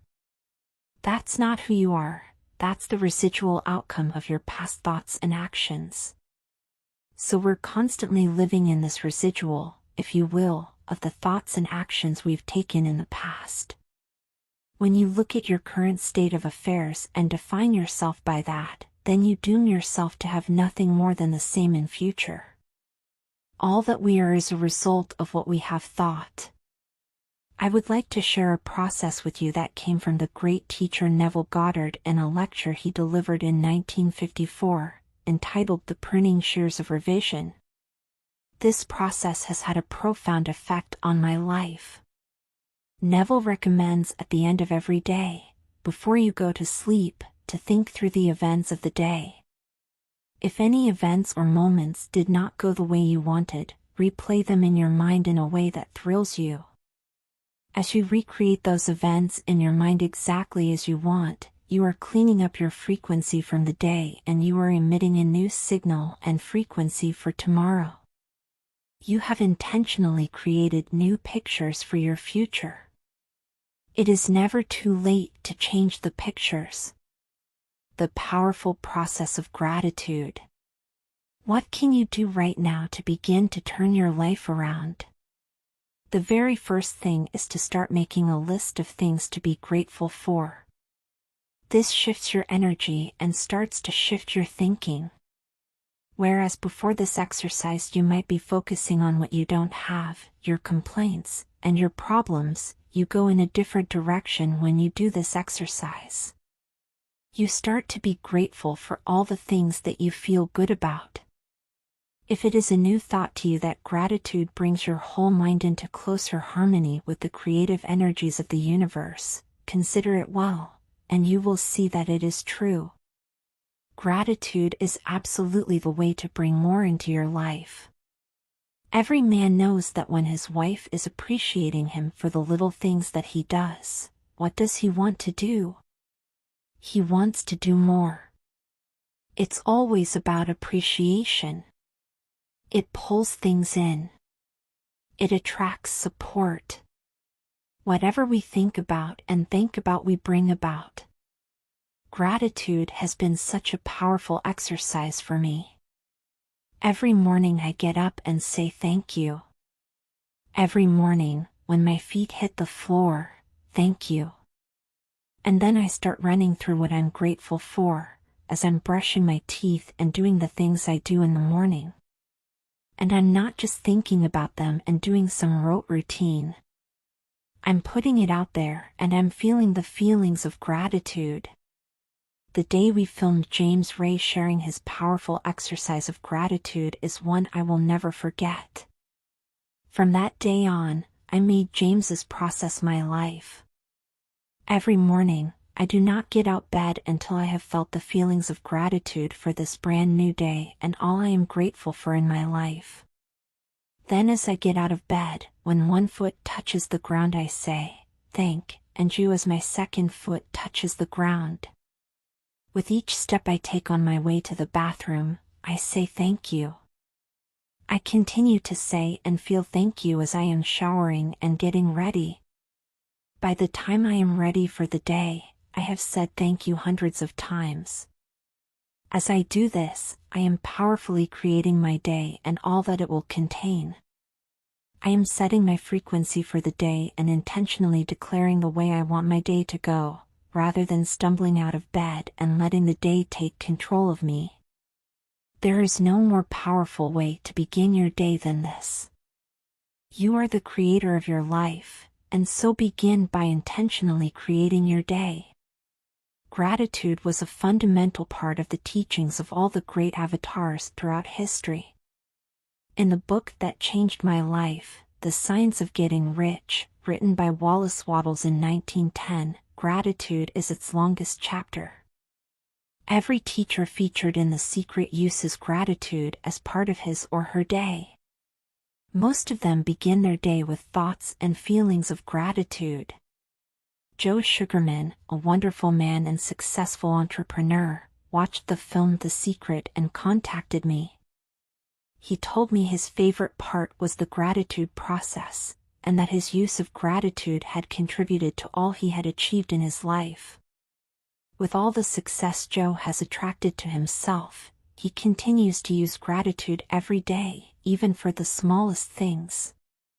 When he gets a parking space, he always says and feels, "Thank you." Joe knows the power of gratitude and all it has brought to him, and so gratitude is his way of life.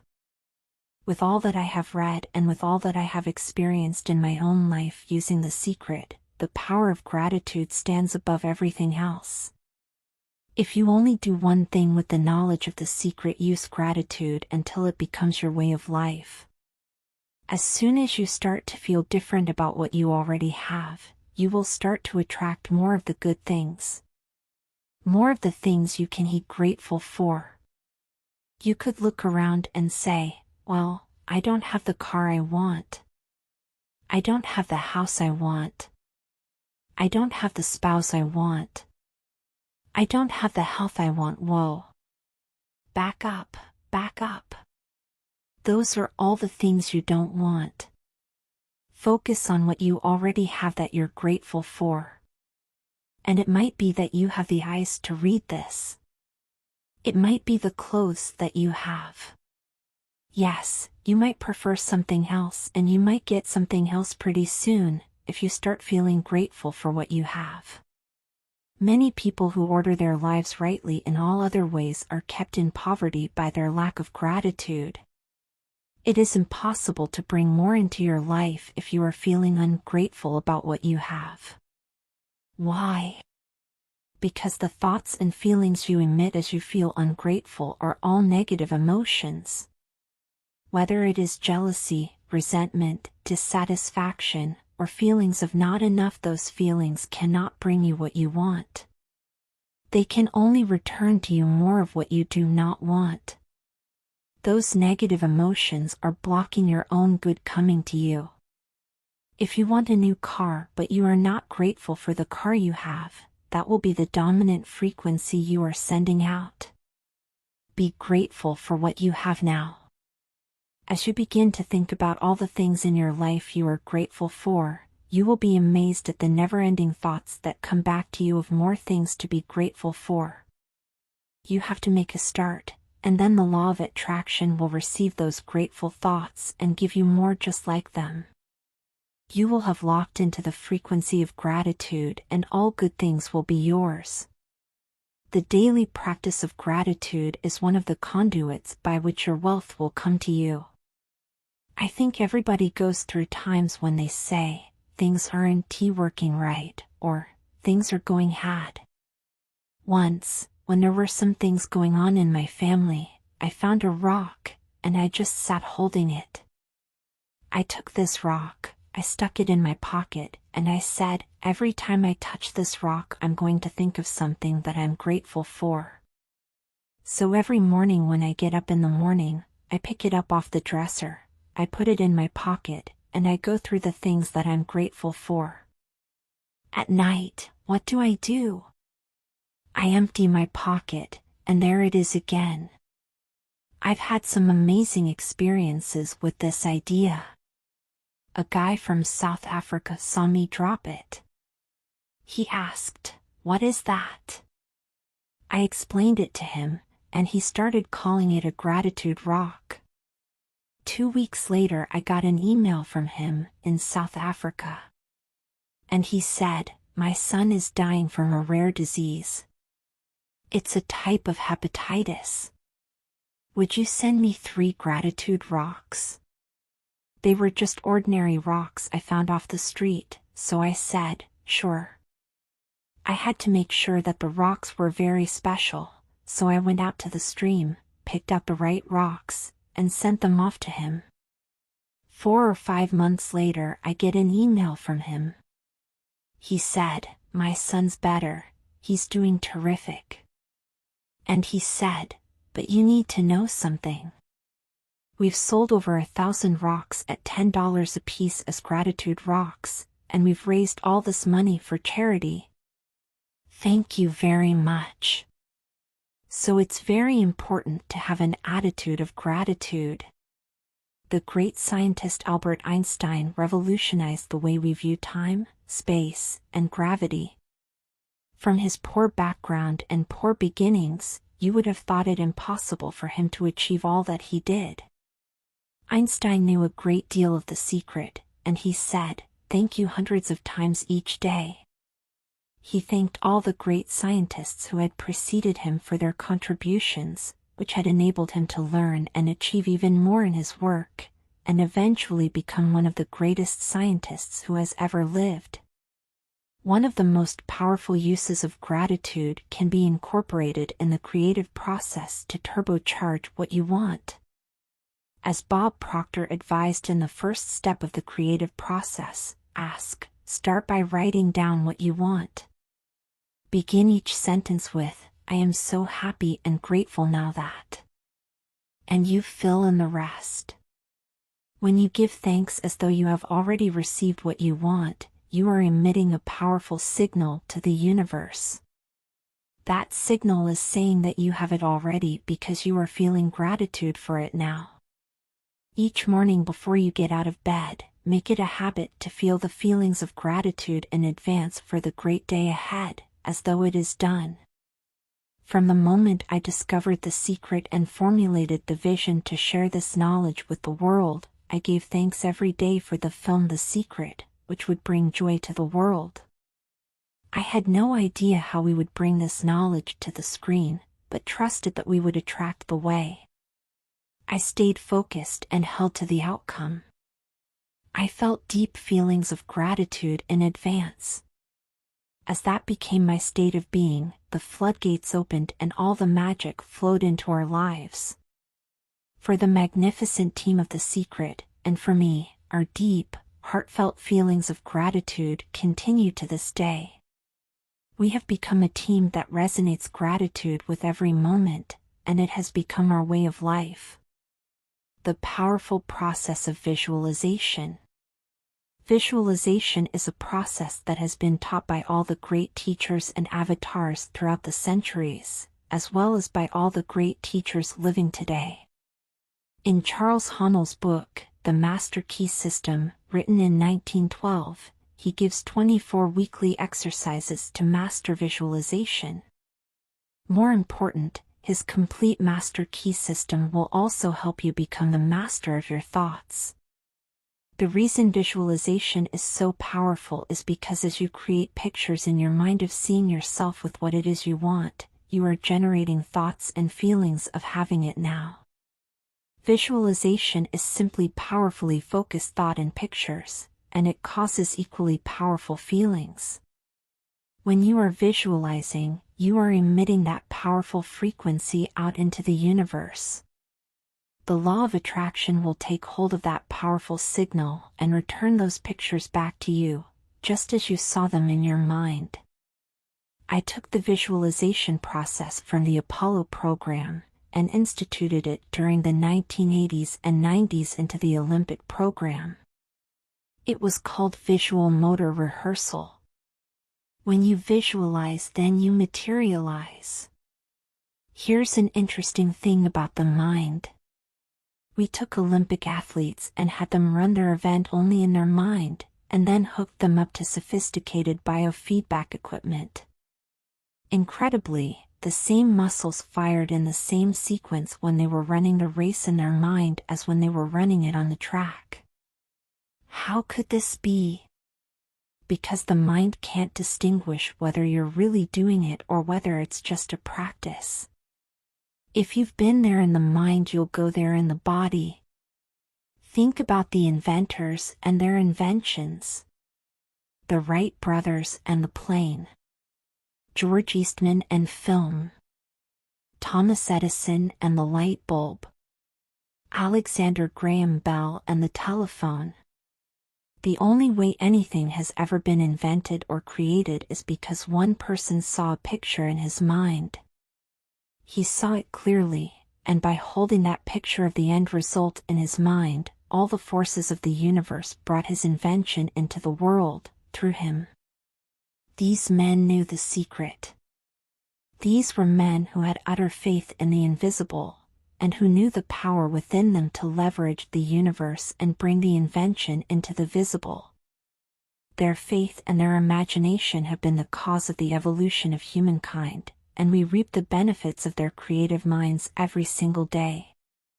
You may be thinking, I do not have a mind like these great inventors. You may be thinking, they could imagine those things, but I can't. You could not be further from the truth, and as you continue on this great discovery of the knowledge of the secret, you will learn that you not only have the mind they had, but much more. When you revisualizing, token you've got that picture playing out in your mind, always and only dwell upon the end result. Here's an example. Look at the back of your hands, right now. Really look at the back of your hands, the color of your skin, the freckles, the blood vessels, the rings, the fingernails. Take in all those details. Right before you close your eyes, see those hands, your fingers, wrapping around the steering wheel of your brand new car. This is such a holographic experience, so real in this moment, that you don't even feel as if you need the car, because it feels like you have it already. Dr. Vitali's words brilliantly sum up the place you want to get yourself to when visualizing. When it feels like a jolt as you open your eyes in the physical world, your visualization became real. But that state, that plane, is the real. It is the field where everything is created, and the physical is just the result of the real held of all creation. That's why you won't feel as if you need it anymore, because you tuned in and felt the real field of creation through your visualization. In that field, you have everything now. When you feel that, you will know it.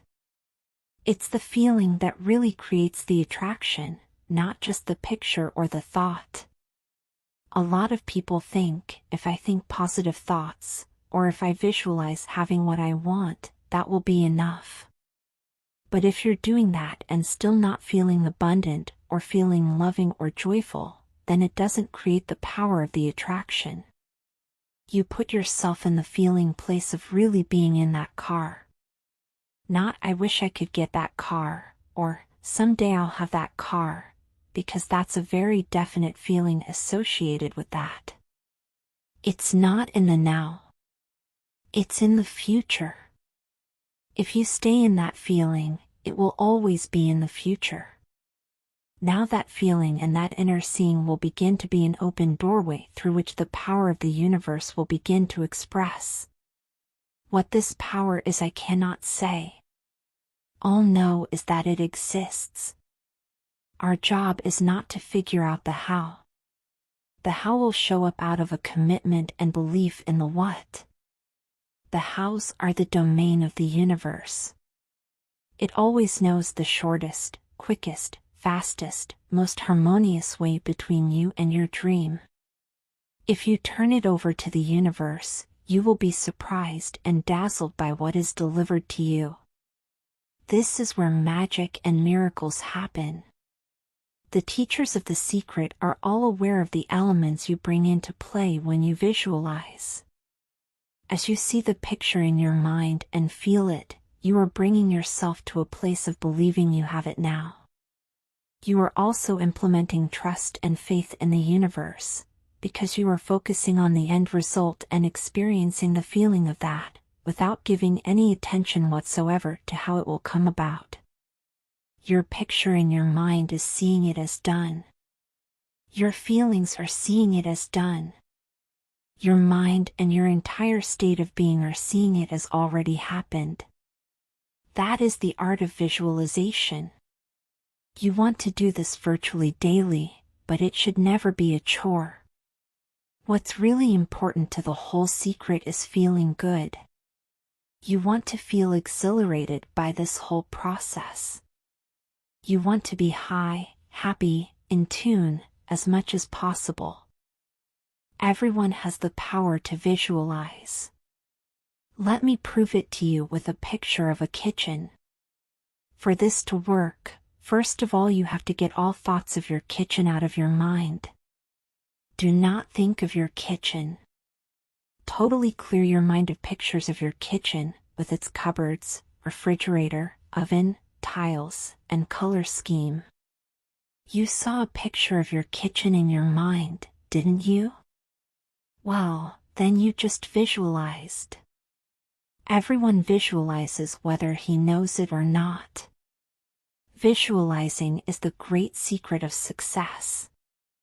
Here's a tip about visualizing, which Dr. John DeMartini shares in his Breakthrough Experience seminars. John said that if you create a static picture in your mind, it can be difficult to hold that picture, so create lots of movement in your picture. To illustrate this, imagine your kitchen again, and this time imagine yourself entering that kitchen, walking to the refrigerator and putting your hand on the door handle, opening the door, looking inside, and finding a cold bottle of water. Reach in and grab it. You can feel the coldness on your hand as you grasp the bottle. You have the bottle of water in one hand, and you use your other hand to close the refrigerator door. Now that you are visualizing your kitchen with detail and movement, it's easier to see and hold the picture, isn't it? We all possess more power and greater possibilities than we realize, and visualizing is one of the greatest of these powers. The powerful process in action.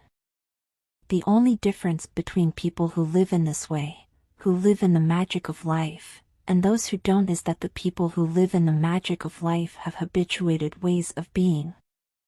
They've made a habit of using the law of attraction, and magic happens with them wherever they go. Because they remember to use it. They use it all the time, not just as a one-time event. Here are two true stories that clearly demonstrate the powerful law of attraction and the immaculate matrix of the universe in action. The first story is about a woman named Jeannie, who bought a DVD of The Secret and was watching it at least once a day so that she would absorb the message right into the cells of her body. She was particularly impressed with Bob Proctor, and she thought it would be wonderful to meet him. One morning Jeannie collected her mail, and to her utter amazement the mailman had accidentally delivered Bob Proctor's mail to her address. What Jeannie didn't know is that Bob Proctor lived just 4 blocks away from her. Not only that, but Jeannie's house number was the same number as Bob's. She immediately took the mail to deliver it to the correct address. Can you imagine her utter delight when the door opened and Bob Proctor was standing before her?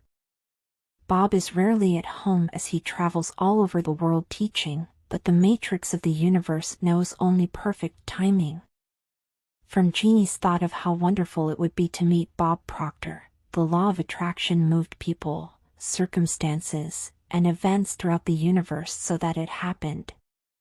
The second story involves a 10-year-old boy named Colin, who had seen and loved The Secret. Colin's family made a week-long visit to Disney World, and on their first day they experienced long lines at the park.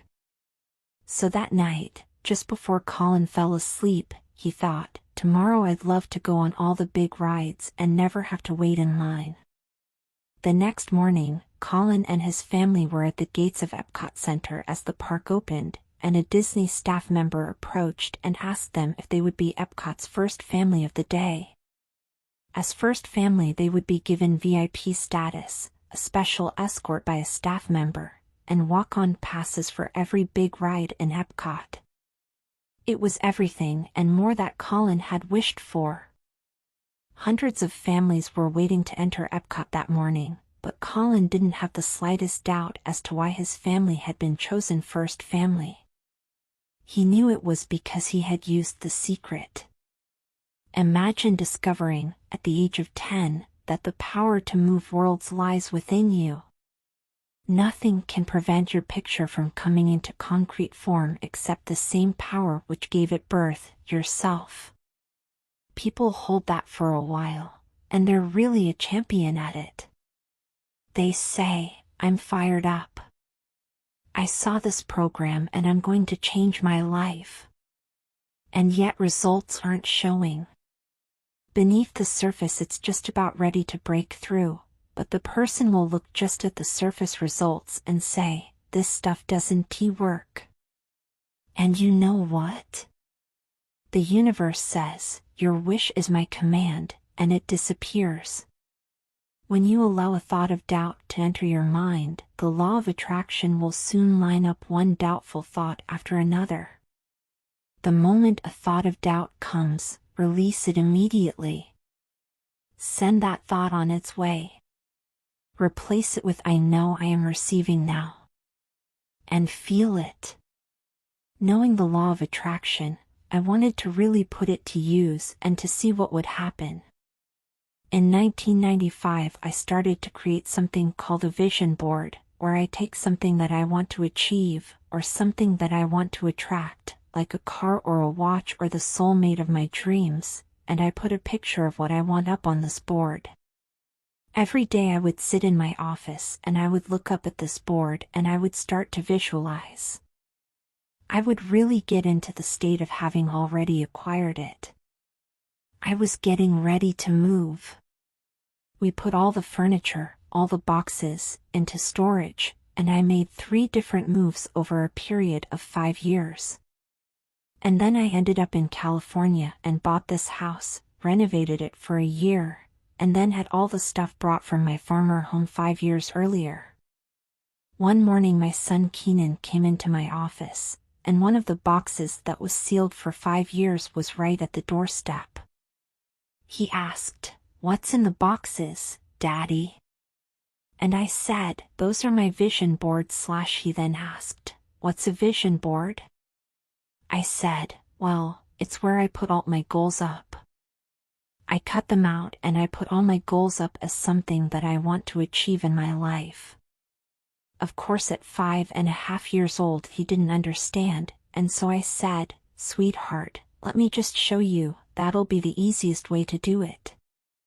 I cut the box open, and on one vision board was a picture of a home that I was visualizing 5 years earlier. What was shocking was that we were living in that house. Not a house like it, I actually bought my dream home, renovated it, and didn't even know it. I looked at that house and I started to cry, because I was just blown away. Keenan asked, "Why are you crying?" I finally understand how the law of attraction works. I finally understand the power of visualization. I finally understand everything that I've read, everything that I've worked with my whole life, the way I've built companies. It worked for my home as well, and I bought our dream home and didn't even know it. Imagination is everything. It is the preview of life's coming attractions. You can let your imagination go wild with a vision board, and place pictures of all the things you want, and pictures of how you want your life to be. Make sure you put the vision board in a place where you see it and look at it every day as John Assaraf did. Feel the feelings of having those things now. As you receive, and feel gratitude for receiving, you can remove pictures and add new ones. This is a wonderful way to introduce children to the law of attraction. I hope the creation of a vision board inspires parents and teachers worldwide. One of the people on the secret website forum put a picture of the secret DVD on his vision board. He had seen The Secret but didn't own his own copy.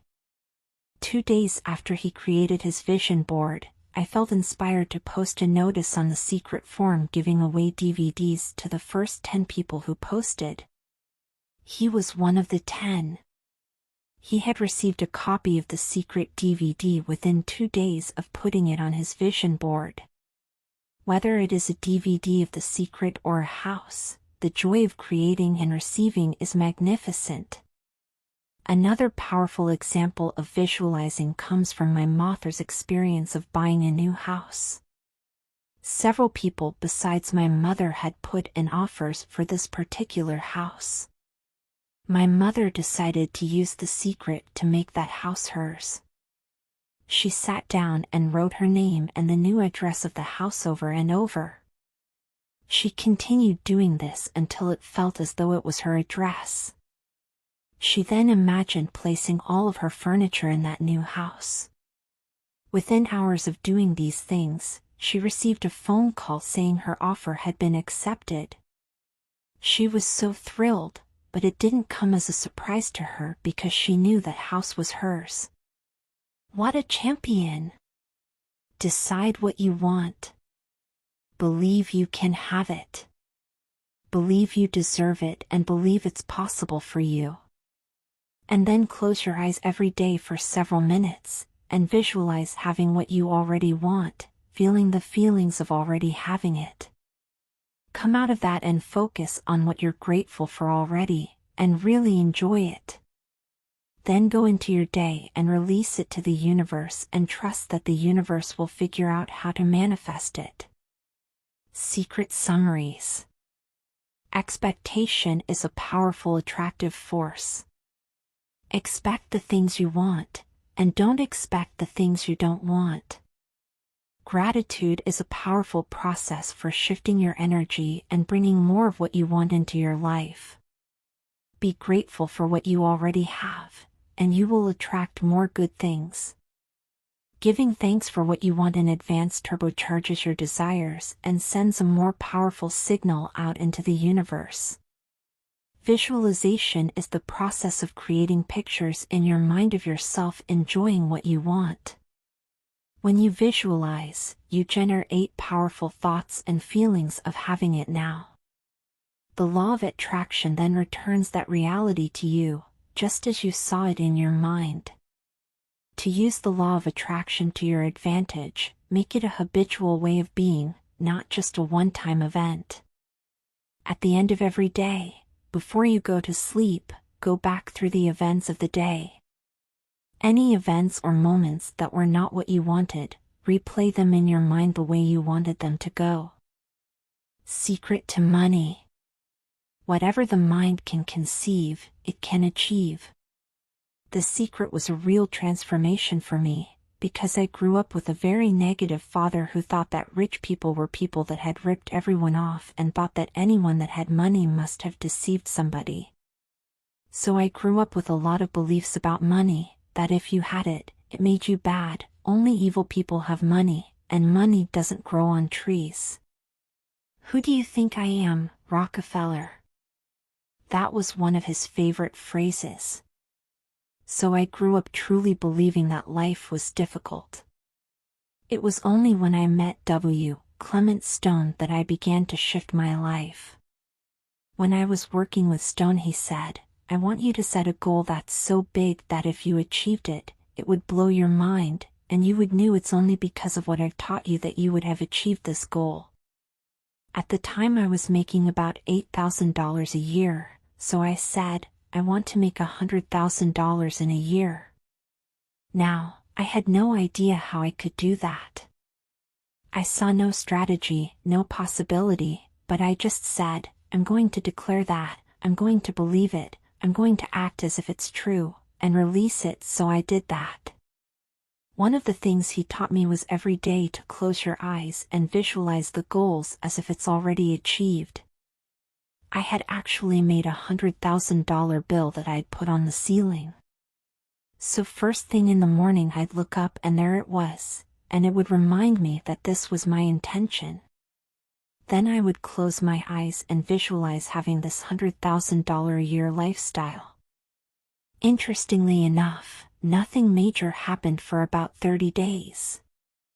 I didn't have any great breakthrough ideas, no one was offering me more money. About 4 weeks into it, I had a $100,000 idea. It just came right into my head. I had a book I had written, and I said, if I can sell 400,000 copies of my book at $0.25 each, that'd be $100,000. Now, the book was there, but I never had this thought. One of the secrets is that when you have an inspired thought, you have to trust it and act on it. I didn't know how I was going to sell 400,000 copies. Then I saw the National Enquirer at the supermarket. I had seen that millions of times and it was just background. And all of a sudden it jumped out at me as foreground. I thought, if readers knew about my book, certainly 400,000 people would go out and buy it. About 6 weeks later, I gave a talk at Hunter College in New York to 600 teachers, and afterward a woman approached me and said, "That was a great talk. I want to interview you. Let me give you my card." As it turns out, she was a freelance writer who sold her stories to the National Enquirer. The theme from The Twilight Zone went off in my head, like, whoa, this stuff's really working. That article came out and our book sales started to take off. The point I want to make is that I was attracting into my life all these different events, including this person. To make a long story short, I did not make $100,000 that year. We made $92,327. But do you think we were depressed and saying, "This doesn't work"? No, we were saying, "This is amazing." So my wife said to me, "If it works for 100,000, do you think it'd work for 1,000,000? And I said, "I don't know, I think so. Let's try it." My publisher wrote me a royalty check for our first chicken soup for the Soul book. And he actually put a smiley face in his signature, because it was the first $1,000,000 check he'd ever written. So I know from my own experience, because I wanted to test it, does this secret really work? We put it to the test. It absolutely worked, and now I live my life from that every single day. The knowledge of the secret and the intentional use of the law of attraction can be applied to every single subject in your life. It is the same process for everything you want to create, and the subject of money is no different. To attract money, you must focus on wealth.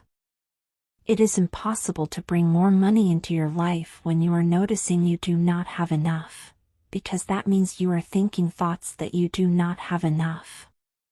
Focus on not enough money, and you will create untold more circumstances of not having enough money. You must focus on the abundance of money to bring that to you. You have to emit a new signal with your thoughts, and those thoughts should be that you currently have more than enough. You really do need to call your imagination into play and make believe you already have the money you want. And it is so much fun to do. You will notice as you pretend and play games of having wealth that you feel instantly better about money, and as you feel better about it, it will begin to flow into your life. Jack's wonderful story inspired the Secret team to create a blank check available as a free download on the Secret website, www.thesecret.tv. The blank check is for you, and it is from the Bank of the Universe. You fill in your name, the amount, and details, and place it in a prominent place where you will see it every day. When you look at the check, feel the feelings of having that money now. Imagine spending that money, all the things you will buy and the things you will do. Feel how wonderful that is. Know it is yours, because when you ask, it is. We have received hundreds of stories from people who have brought huge sums of money to them using the secret check. It's a fun game that works. Attract abundance. The only reason any person does not have enough money is because they are blocking money from coming to them with their thoughts. Every negative thought, feeling, or emotion is blocking your good from coming to you, and that includes money. It is not that the money is being kept from you by the universe, because all the money you require exists right now in the invisible. If you do not have enough, it is because you are stopping the flow of money coming to you, and you are doing that with your thoughts. You must tip the balance of your thoughts from lack of money to more than enough money. Think more thoughts of abundance than of lack, and you have tipped the balance. When you need money, it is a powerful feeling within you, and so of course through the law of attraction you will continue to attract needing money.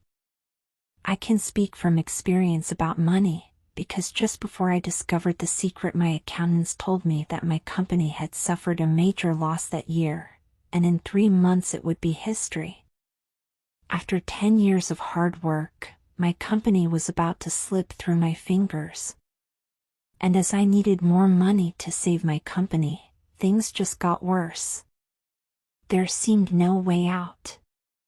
Then I discovered the secret, and everything in my life, including the state of my company, was totally transformed, because I changed the way I was thinking. As my accountants continued to fuss about the figures and focus on that, I kept my mind focused on abundance and all being well. I knew with every fiber of my being that the universe would provide, and it did. It provided in ways I could not have imagined. I had my moments of doubt, but when the doubt came, I immediately moved my thoughts to the outcome of what I wanted. I gave thanks for it, I felt the joy of it, and I believed. I want to let you in on a secret to the secret. The shortcut to anything you want in your life is to be and feel happy now. It is the fastest way to bring money and anything else you want into your life. Focus on radiating out into the universe those feelings of joy and happiness. When you do that, you will attract back to you all things that bring you joy and happiness, which will not only include an abundance of money, but everything else you are wanting.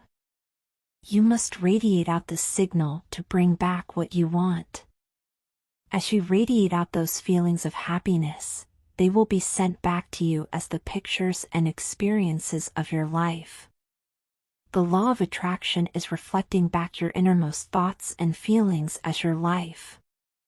Focus on prosperity. I can imagine what a lot of people are thinking. How can I attract more money into my life? How can I get more of the green stuff? How can I get more of wealth and prosperity?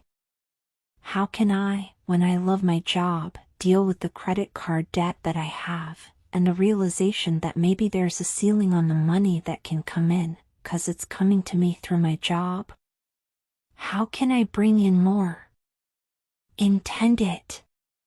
This goes back to one of the things we've been talking about throughout the whole secret. Your job is to declare what you would like to have from the catalog of the universe. If cash is one of them, say how much you would like to have. I would like to have $25,000, unexpected income, within the next 30 days, or whatever it happens to be. It should be believable for you. If you have held thoughts in the past that the only way money can come to you is through your job, then let that go immediately.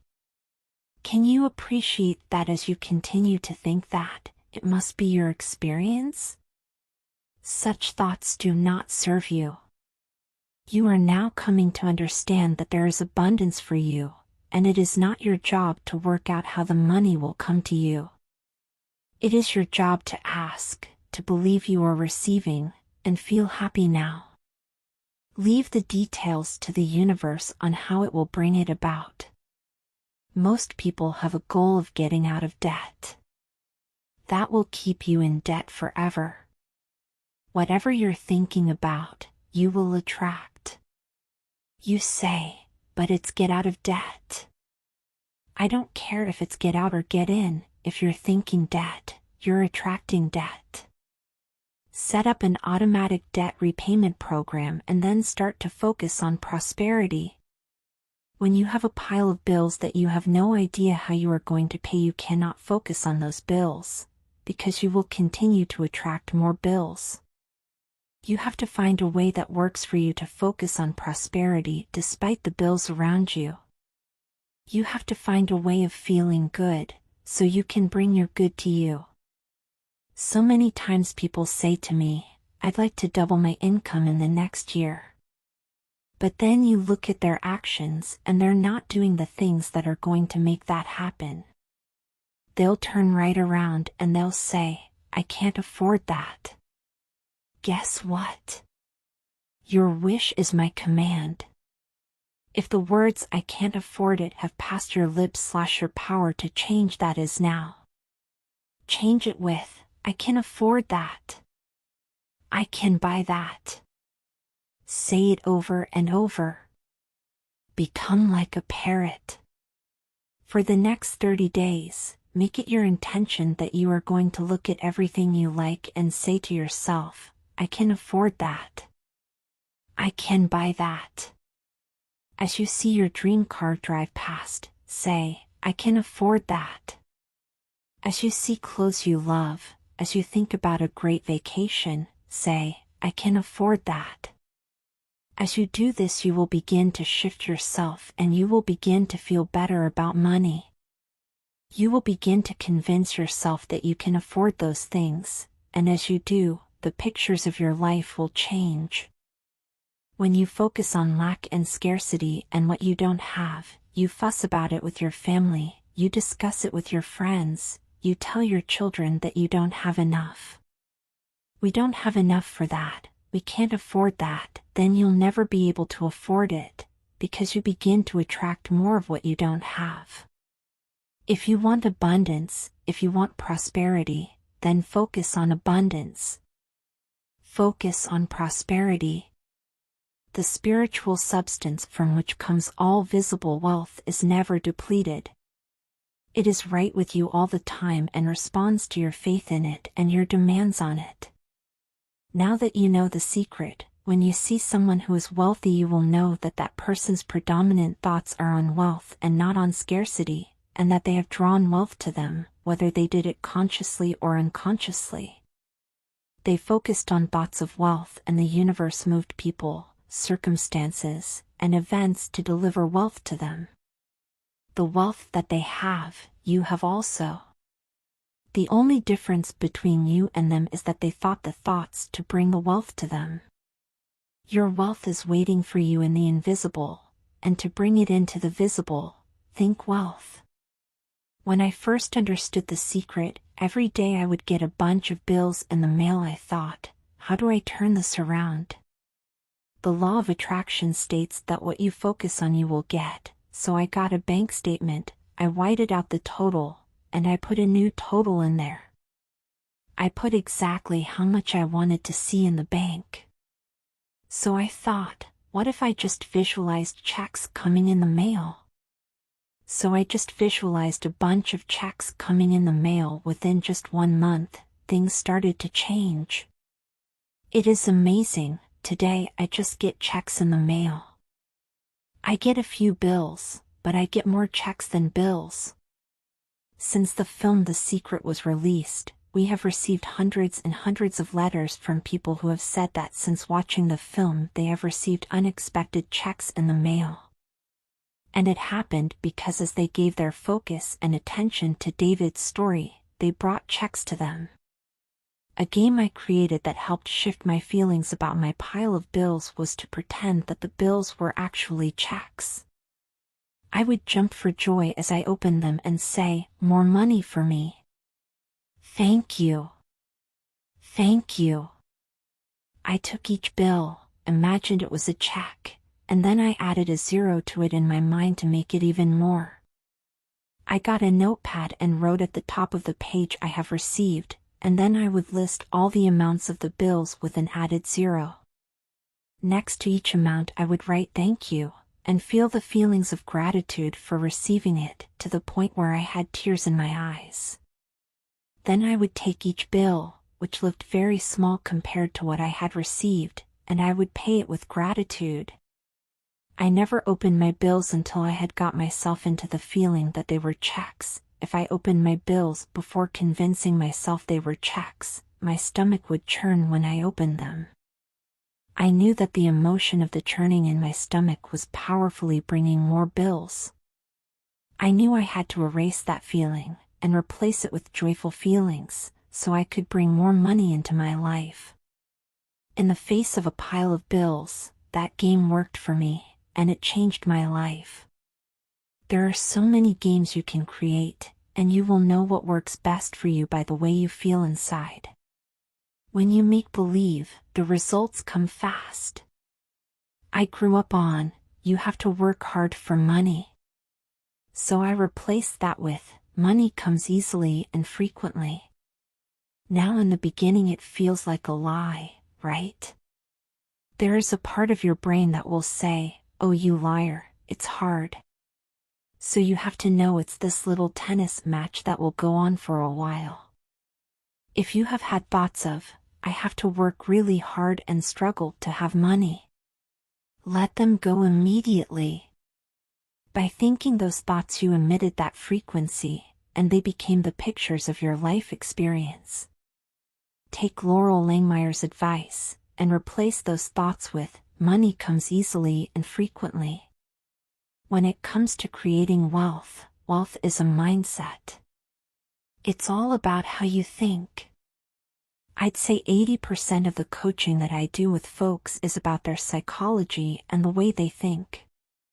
I know when people say, "Oh, you can do it, I can't." People have the capability to change their inner relationship and conversation with money. The good news is that the moment you decide that what you know is more important than what you have been taught to believe, you will have shifted gears in your quest for abundance. Success comes from within, not from without. You have got to feel good about money to attract more to you. Understandably, when people do not have enough money, they do not feel good about money, because they don't have enough. But those negative feelings about money are stopping more money coming to you. You have got to stop the cycle, and you stop it by starting to feel good about money, and being grateful for what you have. Start to say in feet, "I have more than enough. There is an abundance of money and it's on its way to me. I am a money magnet. I love money and money loves me. I am receiving money every day. Thank you. Thank you. Thank you." Giving is a powerful action to bring more money into your life, because when you are giving, you are saying, "I have plenty." It will not be surprising to you to learn that the wealthiest people on the planet are the greatest philanthropists. They give away vast amounts of money, and as they give, by the law of attraction, the universe opens up and floods vast amounts of money back to them, multiplied. If you are thinking, "I don't have enough money to give," bingo. Now you know why you don't have enough money. When you think you don't have enough to give, start giving. As you demonstrate faith in giving, the law of attraction must give you more to give. There is a big difference between giving and sacrificing. Giving from a heart that is overflowing feels so good. Sacrificing does not feel good. Don't confuse the two, they are diametrically opposed. One emits a signal of lack and the other emits a signal of more than enough. One feels good and one does not feel good. Sacrifice will eventually lead to resentment. Giving from a full heart is one of the most joyous things you can do, and the law of attraction will grab hold of that signal and flood even more into your life. You can feel the difference. I find so many people who make a tremendous amount of money, but their relationships stink. And that's not wealth. You can go after the money and you might get rich, but it doesn't guarantee you'll be wealthy. I'm not suggesting that money isn't a part of wealth, it absolutely is. But it's only a part. And then I meet a lot of people who are spiritual but they're sick and broke all the time. That's not wealth either. Life is meant to be abundant in all areas. If you have been brought up to believe that being wealthy is not spiritual, then I highly recommend you read the Millionaires of the Bible series by Catherine Ponder. In these glorious books you will discover that Abraham, Isaac, Jacob, Joseph, Moses, and Jesus were not only prosperity teachers, but also millionaires themselves, with more affluent lifestyles than many present-day millionaires could conceive of. You are the heir to the kingdom. Prosperity is your birthright, and you hold the key to more abundance in every area of your life than you can possibly imagine. You deserve every good thing you want, and the universe will give you every good thing you want, but you have to summon it into your life. Now you know the secret. You have the key. The key is your thoughts and feelings, and you have been holding the key in your hand all of your life. Many people in Western culture are striving for success. They want the great home, they want their businesses to work, they want all these outer things. But what we found in our research is that having these outer things does not necessarily guarantee what we really want, which is happiness. So we go for these outer things thinking they're going to bring us happiness, but it's backward. You need to go for the inner joy, the inner peace, the inner vision first, and then all of the outer things appear. Everything you want is an inside job. The outside world is the world of effects. Effects just the result of thoughts. Set your thoughts and frequency on happiness. Radiate the feelings of happiness and joy within you, and transmit that into the universe with all of your might, and you will experience true heaven on earth. Secret summaries. To attract money, focus on wealth. It is impossible to bring more money into your life when you focus on the lack of it. It is helpful to use your imagination and make believe you already have the money you want. Play games of having wealth and you will feel better about money. As you feel better about it, more will flow into your life. Feeling happy now is the fastest way to bring money into your life. Make it your intention to look at everything you like and say to yourself, I can afford that. I can buy that. You will shift your thinking and begin to feel better about money. Give money in order to bring more of it into your life. When you are generous with money and feel good about sharing it, you are saying, I have plenty. Visualize checks in the mail. Tip the balance of your thoughts to wealth. Think wealth. The secret means that we are creators of our universe, and that every wish that we want to create will manifest in our lives. Therefore, our wishes, thoughts, and feelings are very important because they will manifest. One day I went into the home of an art director, a very famous film producer. In every corner he had this beautiful image of a naked woman draped with a fabric, kind of turning away as if she were saying, I don't see you. I said to him, I think you might have trouble in your romance. And he said, Are you clairvoyant? No, but look. In 7 places, you have exactly that same woman. He said, But I love that kind of painting. I painted it myself. I said, That's even worse because you put all your creation and creativity in it. He's a gorgeous-looking man with all these actresses around him because that's the work he does, and he doesn't have any romance. I asked him, What do you want? I want to date 3 women a week. I said, Okay, paint it. Paint yourself with 3 women, and hang it in every corner of your living space. 6 months later I saw him and asked, How is your love life? Great. Women call me, they want to date me. Because that's your wish, I said. He said, I feel great. I mean, for years I did not have a date and now I have 3 dates a week. They're fighting over me. Good for you, I said. Then he told me, I really want to stabilize. I want marriage now, I want romance. I said, Well, then paint it. He painted a beautiful romantic relationship, and a year later he got married, and he's very happy. This is because he put another wish out. He wished it in himself for years without it happening because his wish could not manifest. The outer level of himself, his house, was contradicting his wish all the time. So if you understand this knowledge, you just start playing with it. Marie Diamond's story of her client is a perfect demonstration of how feng shui reflects the teachings of The Secret. It illustrates how our thoughts create powerfully when we put them into action. Any action we take must be preceded by a thought. Thoughts create the words we speak, the feelings we feel, and our actions. Actions are particularly powerful because they are thoughts that have caused us to act.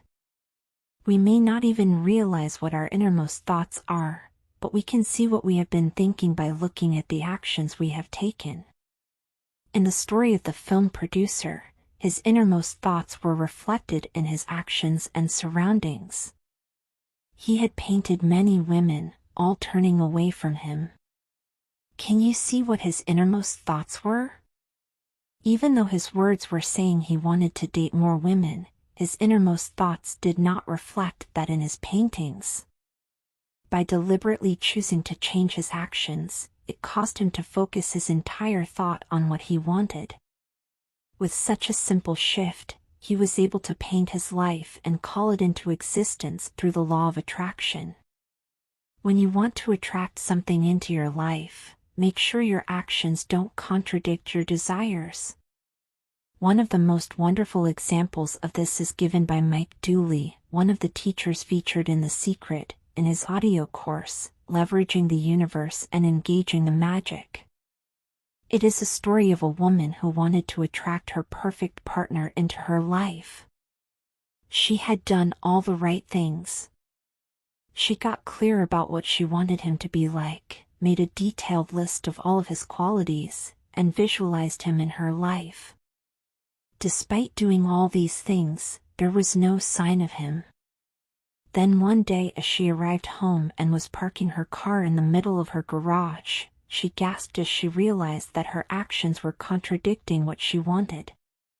If her car was in the middle of the garage, there was no room for her perfect partner's car. Her actions were powerfully saying to the universe that she did not believe she was going to receive what she had asked for. So she immediately cleaned up her garage and parked her car to one side, leaving space for her perfect partner's car on the other side. She then went into her bedroom and opened her wardrobe, which was jammed full of clothes. There was no room for her perfect partner's clothes. So she moved some of her clothes to make space.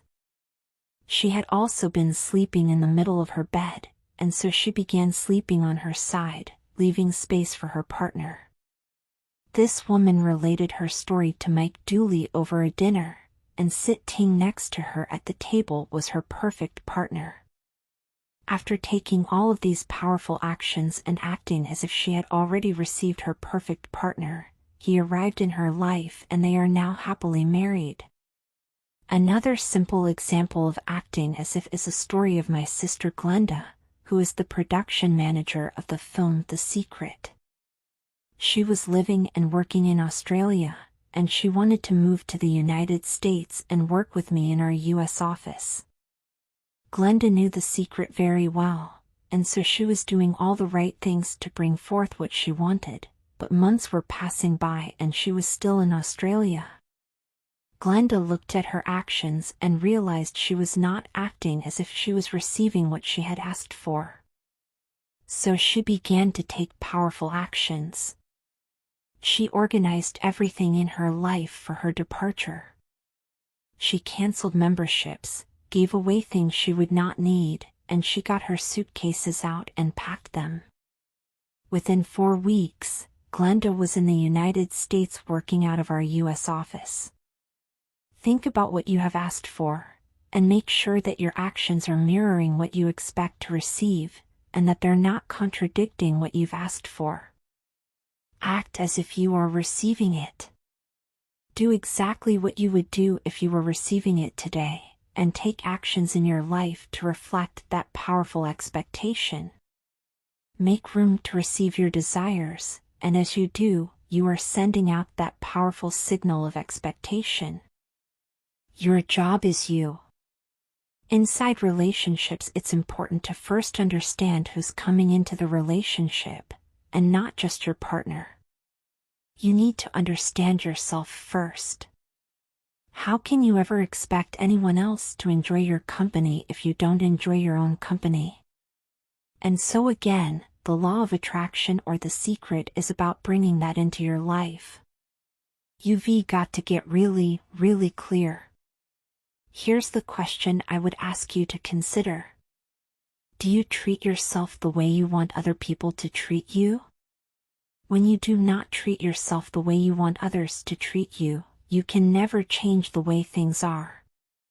Your actions are your powerful thoughts, so if you do not treat yourself with love and respect, you are emitting a signal that is saying you are not important enough, worthy enough, or deserving.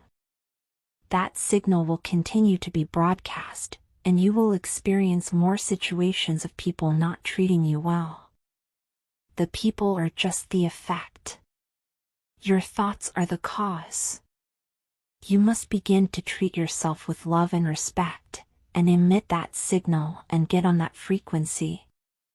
Then the law of attraction will move the entire universe, and your life will be full of people who love and respect you. Many people have sacrificed themselves for others, thinking when they sacrifice themselves they are being a good person. Wrong. To sacrifice yourself can only come from thoughts of absolute lack, because it is saying, there is not enough for everyone, so I will go without. Those feelings do not feel good and will eventually lead to resentment. There is abundance for everybody, and it is each person's responsibility to summon their own desires.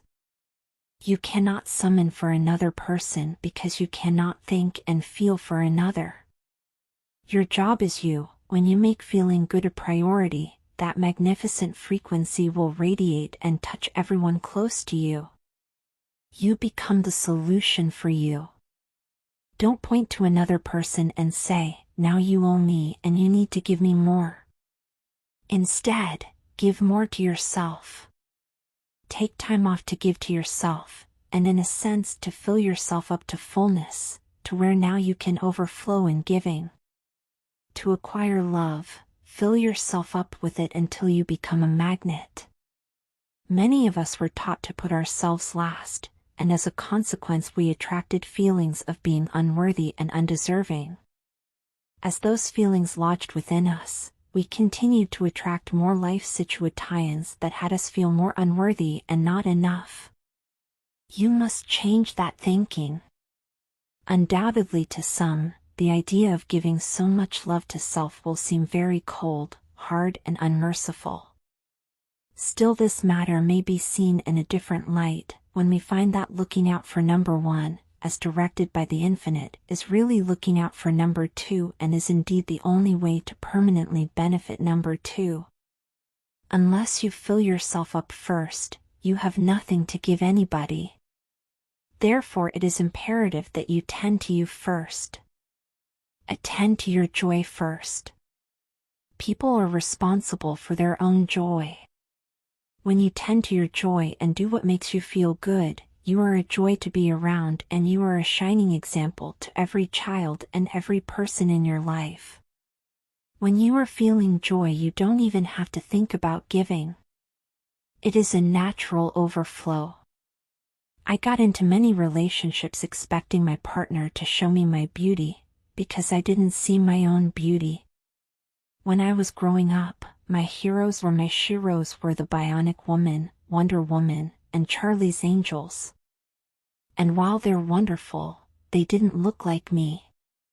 It wasn't until I fell in love with Lisa, I fell in love with my mocha skin, my full lips, my round hips, my curly black hair. It wasn't until that happened that the rest of the world was able to fall in love with me as well. The reason you have to love you is because it is impossible to feel good if you don't love you. When you feel bad about yourself, you are blocking all the love and all the good that the universe has for you. When you feel bad about yourself, it feels as though you are sucking the life out of you, because all of your good, on every single subject, including health, wealth, and love is on the frequency of joy and feeling good.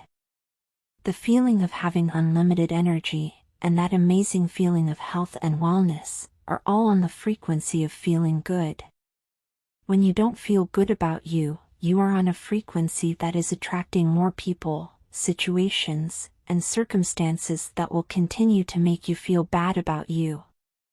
You must change your focus and begin to think about all the things that are wonderful about you. Look for the positives in you. As you focus on those things, the law of attraction will show you more great things about you. You attract what you think about. All you have to do is begin with one prolonged thought of something good about you, and the law of attraction will respond by giving you more like thoughts. Look for the good things about you. Seek and ye shall find. There's something so magnificent about you.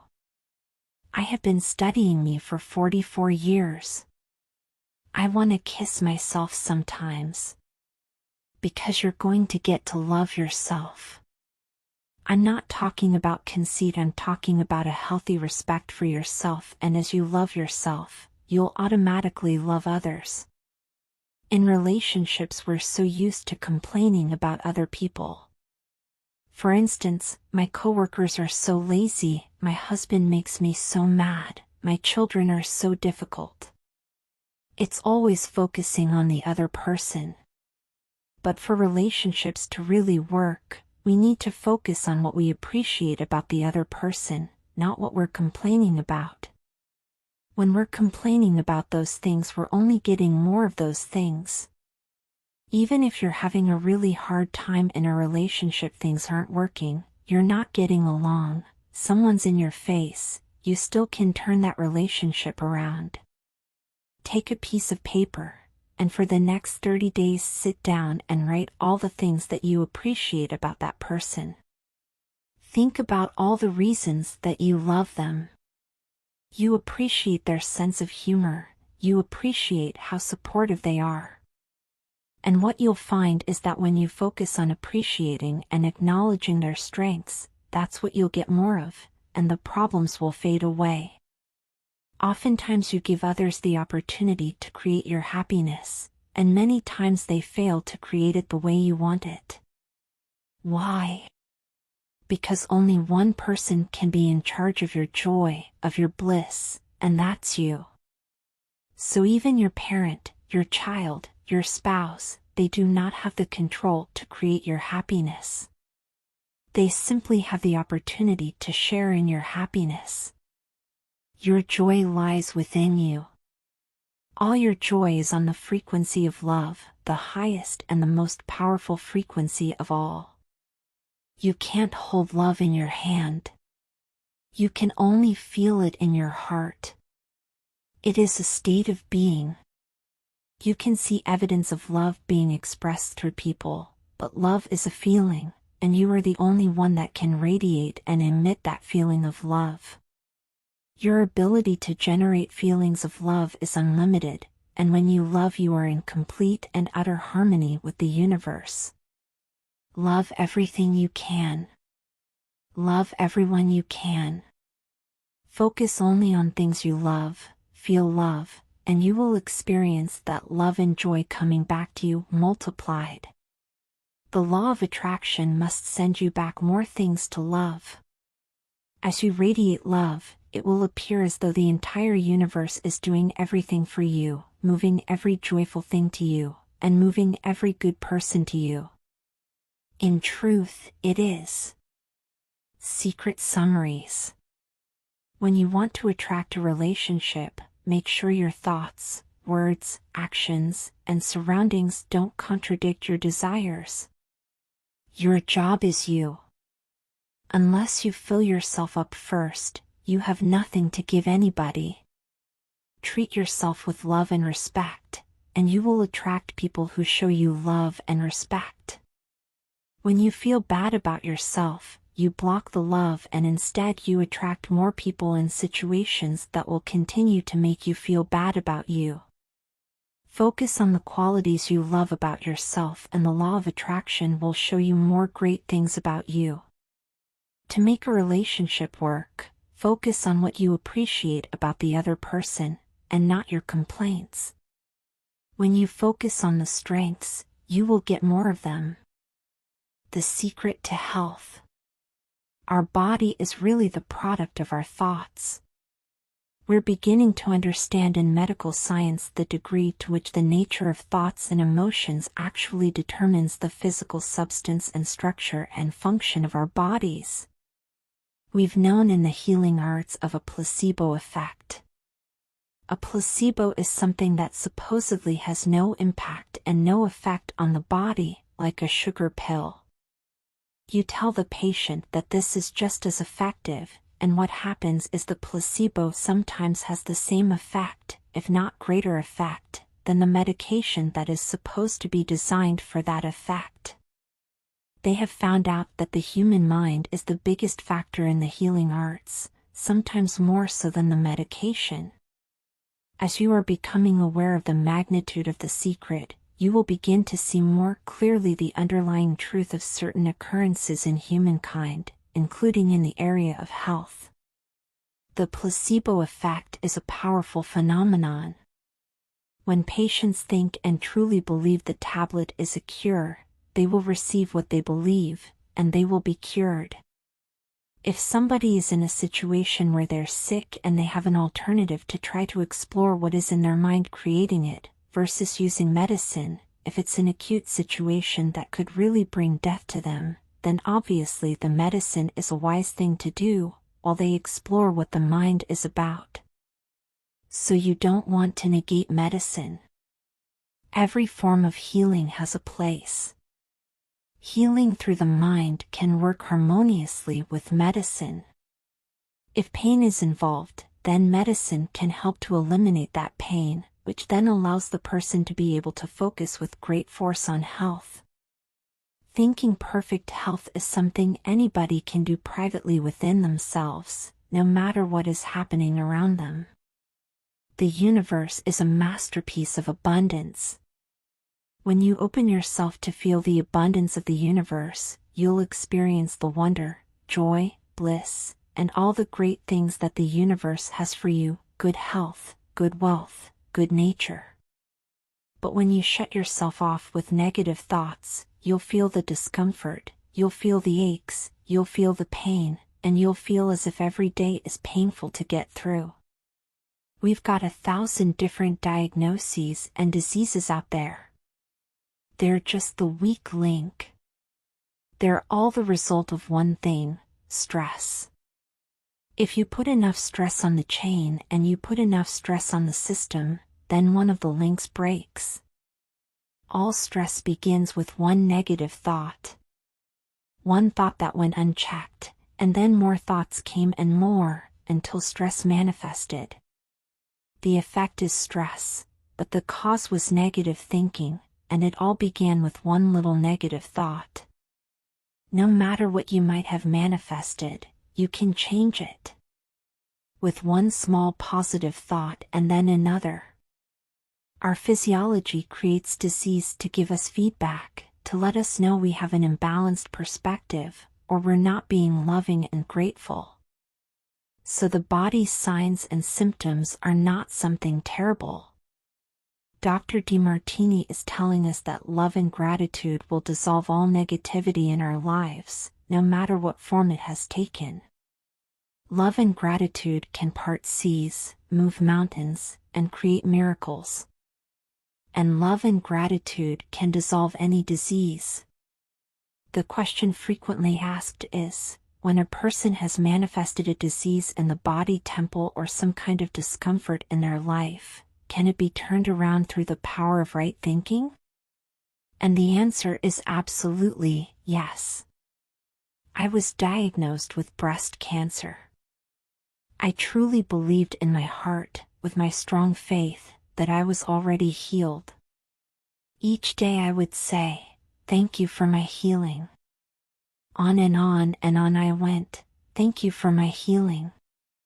I believed in my heart I was healed.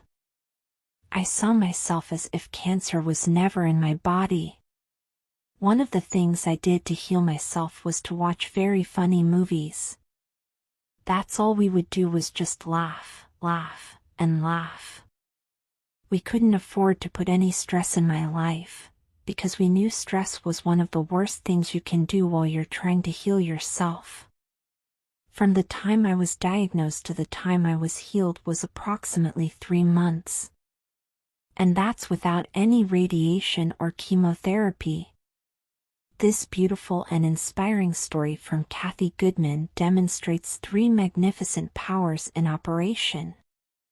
The power of gratitude to heal, the power of faith to receive, and the power of laughter and joy to dissolve disease in our bodies.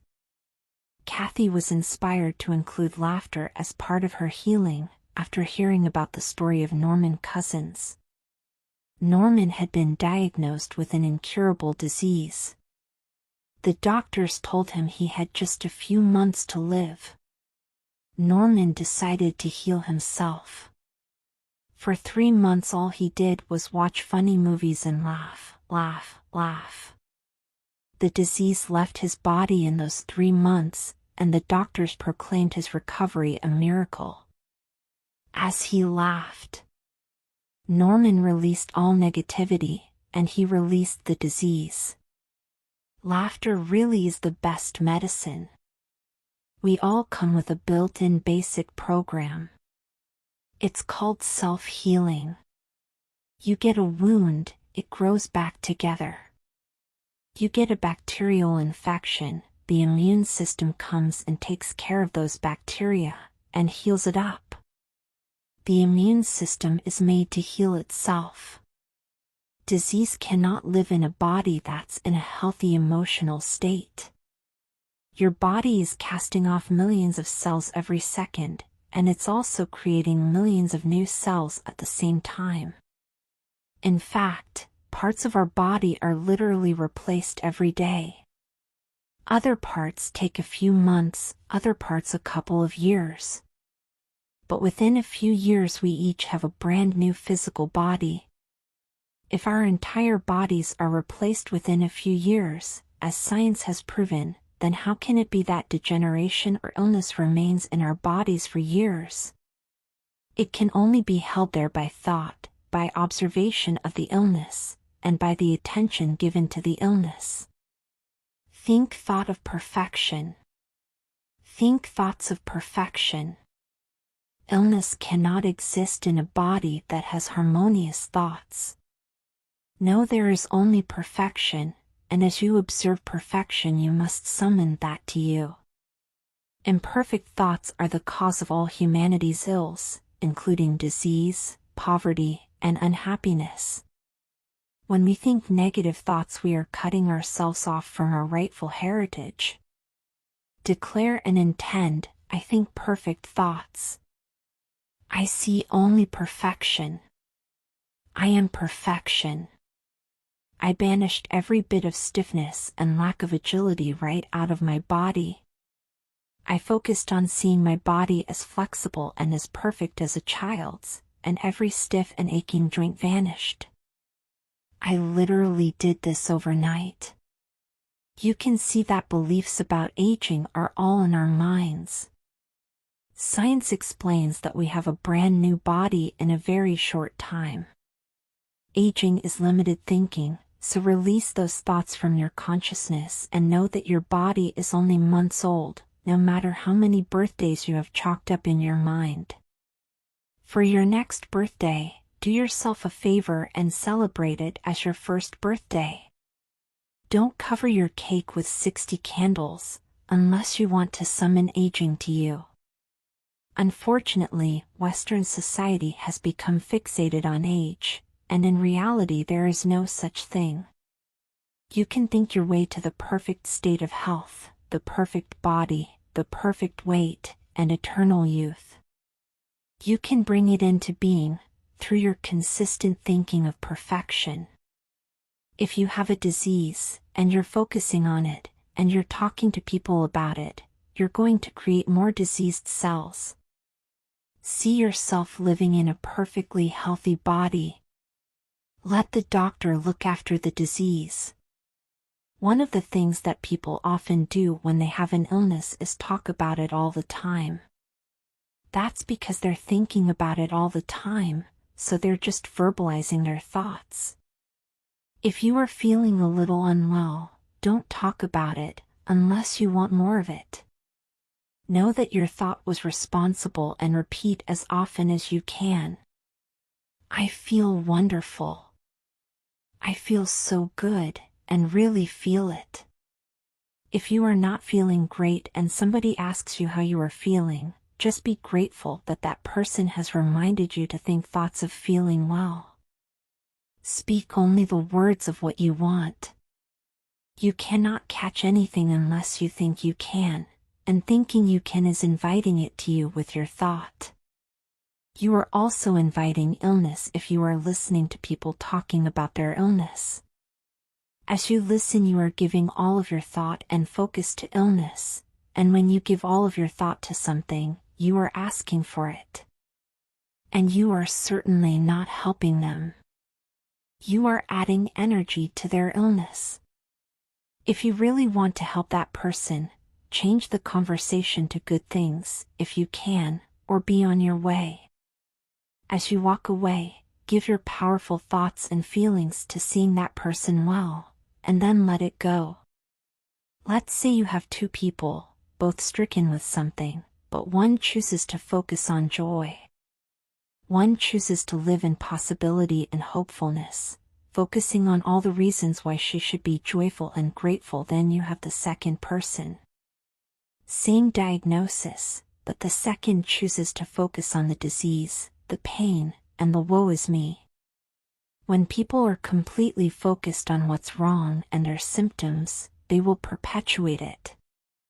The healing will not occur until they shift their attention from being sick to being well. Because that's the law of attraction. Let us remember, so far as we can, that every unpleasant thought is a bad thing literally put in the body. Happier thoughts lead to essentially a happier biochemistry. A happier, healthier body.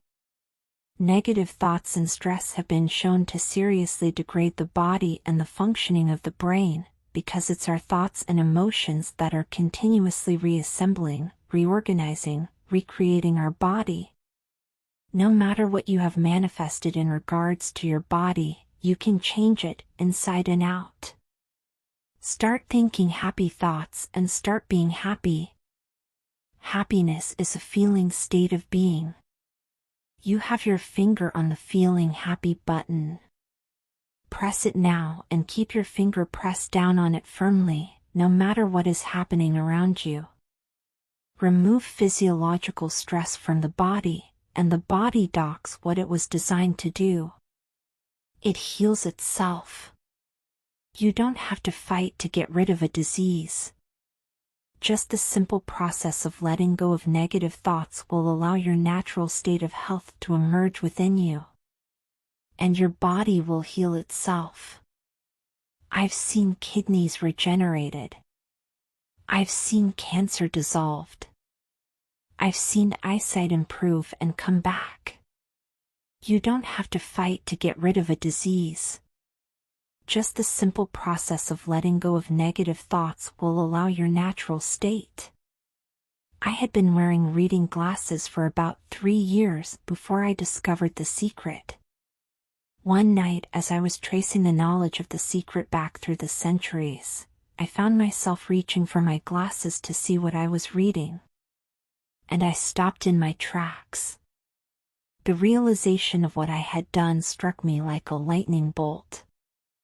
I had listened to society's message that eyesight diminishes with age. I had watched people stretch their arms out so that they could read something. I had given my thought to eyesight diminishing with age, and I had brought it to me. I hadn't done it deliberately, but I had done it. I knew that what I had brought into being with thoughts I could change, so I immediately imagined myself seeing as clearly as when I was 21 years old. I saw myself in dark restaurants, on planes, and at my computer, reading clearly and effortlessly, and I said over and over, I can see clearly, I can see clearly. I felt the feelings of gratitude and excitement for having clear vision. In 3 days my eyesight had been restored, and I now do not own reading glasses. I can see clearly. When I told Dr. Ben Johnson, one of the teachers from The Secret, about what I had done, he said to me, "Do you realize what had to happen to your eyes for you to do that in 3 days?" I replied, "No, and thank goodness I didn't know, so that thought was not in my head. I just knew I could do it, and that I could do it fast." Sometimes less information is better. Dr. Johnson eliminated an incurable disease from his own body, so the restoration of my eyesight seemed like nothing to me, compared with his own miracle story. In fact, I expected my eyesight to come back overnight, so 3 days was no miracle in my mind. Remember, time and size do not exist in the universe. It is as easy to heal a pimple as a disease. The process is identical. The difference is in our minds. So if you have attracted some affliction to you, reduce it in your mind to the size of a pimple, let go of all negative thoughts, and then focus on the perfection of health. Nothing is incurable. I believe and know that nothing is incurable. At some point in time, every so-called incurable disease has been cured. In my mind, and in the world I create, incurable does not exist. There is plenty of room for you in this world, so come join me and all who are here. It is the world where miracles are everyday occurrences. It is a world overflowing with total abundance, where all good things exist now, within you. Sounds like heaven, doesn't it? It is. You can change your life and you can heal yourself. My story begins on March 10, 1981. This day really changed my whole life. It was a day I'll never forget. I crashed an airplane. I ended up in the hospital completely paralyzed. My spinal cord was crushed. I broke the first and second cervical vertebrae, my swallowing reflex was destroyed, I couldn't eat or drink, my diaphragm was destroyed, I couldn't breathe. All I could do was blink my eyes. The doctors, of course, said I'd be a vegetable the rest of my life. All I'd be able to do is blink my eyes. That's the picture they saw of me, but it didn't matter what they thought. The main thing was what I thought. I pictured myself being a normal person again, walking out of that hospital. The only thing I had to work with in the hospital was my mind, and once you have your mind, you can put things back together again. I was hooked to a respirator and they said I'd never breathe on my own again because my diaphragm was destroyed. But a little voice kept saying to me, "Breathe deeply, breathe deeply." And finally I was weaned from it. They were at a loss for an explanation. I could not afford to allow anything to come into my mind that would distract me from my goal or from my vision. I had set a goal to walk out of the hospital on Christmas. And I did. I walked out of the hospital on my own 2 feet. They said it couldn't be done. That's a day I will never forget for people who are sitting out there right now and are hurting. If I wanted to sum up my life and sum up for people what they can do in life, I would sum it up in 6 words. Man becomes what he thinks about. Morris Goodman is known as the Miracle Man. His story was chosen for The Secret because it demonstrates the unfathomable power and unlimited potential of the human mind. Morris knew the power within him to bring about what he chose to think about. Everything is possible. Morris Goodman's story has inspired thousands of people to think, imagine, and feel their way back to health. He turned the greatest challenge of his life into the greatest gift. Since the film The Secret was released, we have been inundated with miracle stories of all types of diseases dissolving from people's bodies after they watched The Secret. All things are possible when you believe. On the subject of health, I would like to leave you with these illuminating words from Dr. Ben Johnson. We are now entering the era of energy medicine. Everything in the universe has a frequency, and all you have to do is change a frequency or create an opposite frequency. That's how easy it is to change anything in the world, whether that's disease or emotional issues or whatever that is. This is huge. This is the biggest thing that we have ever come across. Secret summaries. The placebo effect is an example of the law of attraction in action. When a patient truly believes the tablet is a cure, he receives what he believes and is cured. Focusing on perfect health is something we can all do within ourselves, despite what may be happening on the outside. Laughter attracts joy,